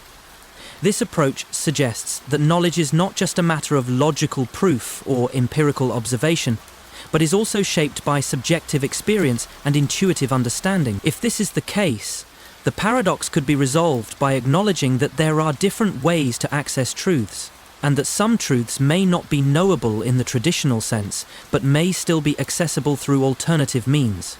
Another way to resolve the paradox is by accepting the inherent limits of knowledge. If we acknowledge that some truths are unknowable, this could provide a more realistic and nuanced understanding of human epistemology. Instead of assuming that all truths are knowable, we can embrace the idea that knowledge is finite and contextual, shaped by both our cognitive abilities and the tools at our disposal. In this view, the knowability paradox becomes a reminder that human knowledge is always a work in progress, constrained by the very systems we use to acquire it. The circle paradox. Imagine you have a heap of sand. You start removing one grain at a time. At what point does the pile no longer qualify as a heap? What if you remove just one more grain? Does it go from being a heap to not being a heap? This is the essence of the Sorites razor, a paradox that deals with the challenge of defining concepts that change gradually, such as heap, baldness or tallness. The paradox questions how we define and categorize things that exist on a continuum. The removal of one small part doesn't seem to change the whole, but as the process continues, it leads to an apparent contradiction. At what point can we say it stops being one thing and starts being another? In the case of the heap of sand, one grain removed seems inconsequential, but if we remove enough, we eventually reach a point where we no longer have a heap. The Sorites razor challenges our understanding of vagueness and gradual changes, forcing us to confront the complexities of category boundaries and how we navigate the grey areas in language and thought. Let's explore the Sorites razor, where small changes in a continuum can lead to paradoxes about definitions, categories, and gradations. The Sorites paradox, often referred to as the paradox of the heap, traces back to the ancient Greek philosopher Eubulides of Miletus, a student of Socrates, who posed the original question of how to define a heap. The word Sorites comes from the Greek word soros, meaning heap or pile. The paradox arises from the problem of defining when a heap stops being a heap and becomes just a collection of individual grains. Eubulides' riddle involves a gradual change, where the removal of one small part seems insignificant, but with successive changes, a significant transformation occurs. The Sorites paradox brings to light the philosophical challenge of vagueness and gradualism in language. It has been a cornerstone of debates in philosophy of language, logic, and epistemology. In more modern times, the paradox was formalized by William of Ockham, known for his Ockham's razor, which suggests that the simplest solution is often the best. In contrast to Ockham's principle of parsimony, the Sorites paradox complicates the notion of simple definitions, showing how small steps can lead to unexpected contradictions when things are viewed along a continuum. Over time, philosophers and logicians have attempted to address the paradox in various ways, from precision in language to the development of more formalized theories of vagueness, such as fuzzy logic. The Sorites razor remains an enduring puzzle, forcing us to grapple with the nature of categories and how we think about vague concepts that don't fit neatly into binary definitions. The Sorites razor, or Sorites paradox, addresses the problem of vagueness in categorization and the challenge of defining things that exist on a continuum. It forces us to think about boundaries and how we navigate the gradual transitions that occur when small changes accumulate. The paradox arises when a series of imperceptible changes seem to lead from something clearly defined, like a heap of sand, to something that is no longer considered the same. The key issue is identifying the precise point at which the change occurs. The paradox deals with vagueness, situations in which the boundaries of a concept or category are not clearly defined. Take the example of a heap of sand. A heap is generally understood to be a large pile of something, but when does it stop being a heap? If you remove just one grain of sand, you still have a collection, but you've removed a part of what constitutes a heap. So, the question arises, at what point does the removal of grains of sand stop making it a heap? If you keep removing grains, at some point you'll have only a few grains, which most people would agree are not a heap. This creates a gradual transition. where small changes don't seem to matter, but the cumulative effect of many small changes leads to a big change, the disappearance of the heap. The Sorites paradox shows that the transition from being a heap to not being a heap is undefined and cannot be marked by a specific moment in time. The Sorites paradox challenges us to think about how we define boundaries in categories that involve gradual changes. For example, consider the concept of baldness. A person might be considered not bald if they have a full head of hair and bald if they have no hair at all. But where do we draw the line? Is a person with a slightly receding hairline considered bald? What about someone with just a small patch of hair missing? The paradox lies in the gradual nature of baldness. If the removal of one hair doesn't make you bald, at what point does the loss of hairs accumulate enough to push you into the category of being bald? This issue becomes a linguistic and philosophical problem, as we must either accept that gradual changes cannot be precisely defined, or find a way to draw arbitrary lines to determine when a change occurs. The Sorites paradox points to the vagueness of categories like heap or bald, and asks whether we can ever precisely define the boundary between them. In response to the Sorites paradox, fuzzy logic emerged as a formalized way of handling vagueness. In traditional logic, concepts like heap and bald are often treated as binary categories, where something is either a heap or not a heap. However, fuzzy logic allows for the possibility that something can be partly a heap or partly bald, with values between 0, not a heap or bald, and 1, a heap or bald. This gradual approach enables us to model vague categories in a way that reflects the continuum rather than relying on rigid binary distinctions.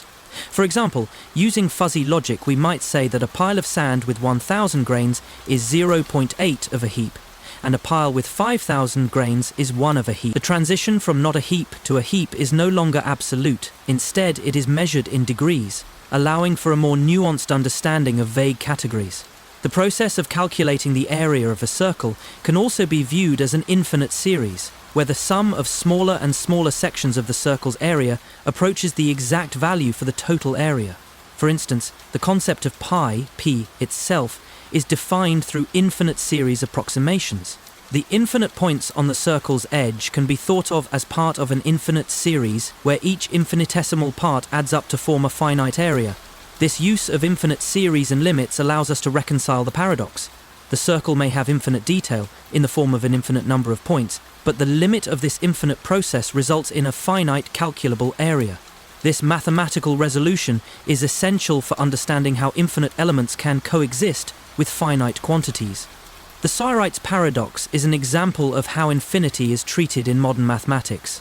Infinity is not a number or a tangible quantity, but a concept that describes processes that never end or grow without bound. In the case of the circle, the number of points on the circumference is infinitely large, but the area enclosed by the circle is finite. This illustrates that infinity, while conceptually boundless, can be approached and contained within finite structures using the mathematical tools of calculus and limits. The paradox also illustrates the limits of human perception. While we can intuitively understand that a circle is a finite shape, the underlying mathematical and philosophical ideas of infinity challenge our perceptions. Our minds are not built to directly comprehend infinity, and the paradox forces us to stretch our understanding of geometry and mathematics in order to make sense of concepts that transcend finite human experience. The circle paradox invites deeper questions about the nature of infinity itself. How do we conceptualize infinity, and what does it mean for something to be infinite? Philosophers have long debated the implications of infinity in mathematics, physics, and even in metaphysics. The paradox serves as a reminder that infinity is not just an abstract concept, but something that influences our understanding of the physical world, geometry, and even the fundamental structure of the universe. The paradox also illustrates the limits of human perception. While we can intuitively understand that a circle is a finite shape, the underlying mathematical and philosophical ideas of infinity challenge our perceptions. Our minds are not built to directly comprehend infinity, and the paradox forces us to stretch our understanding of geometry and mathematics in order to make sense of concepts that transcend finite human experience.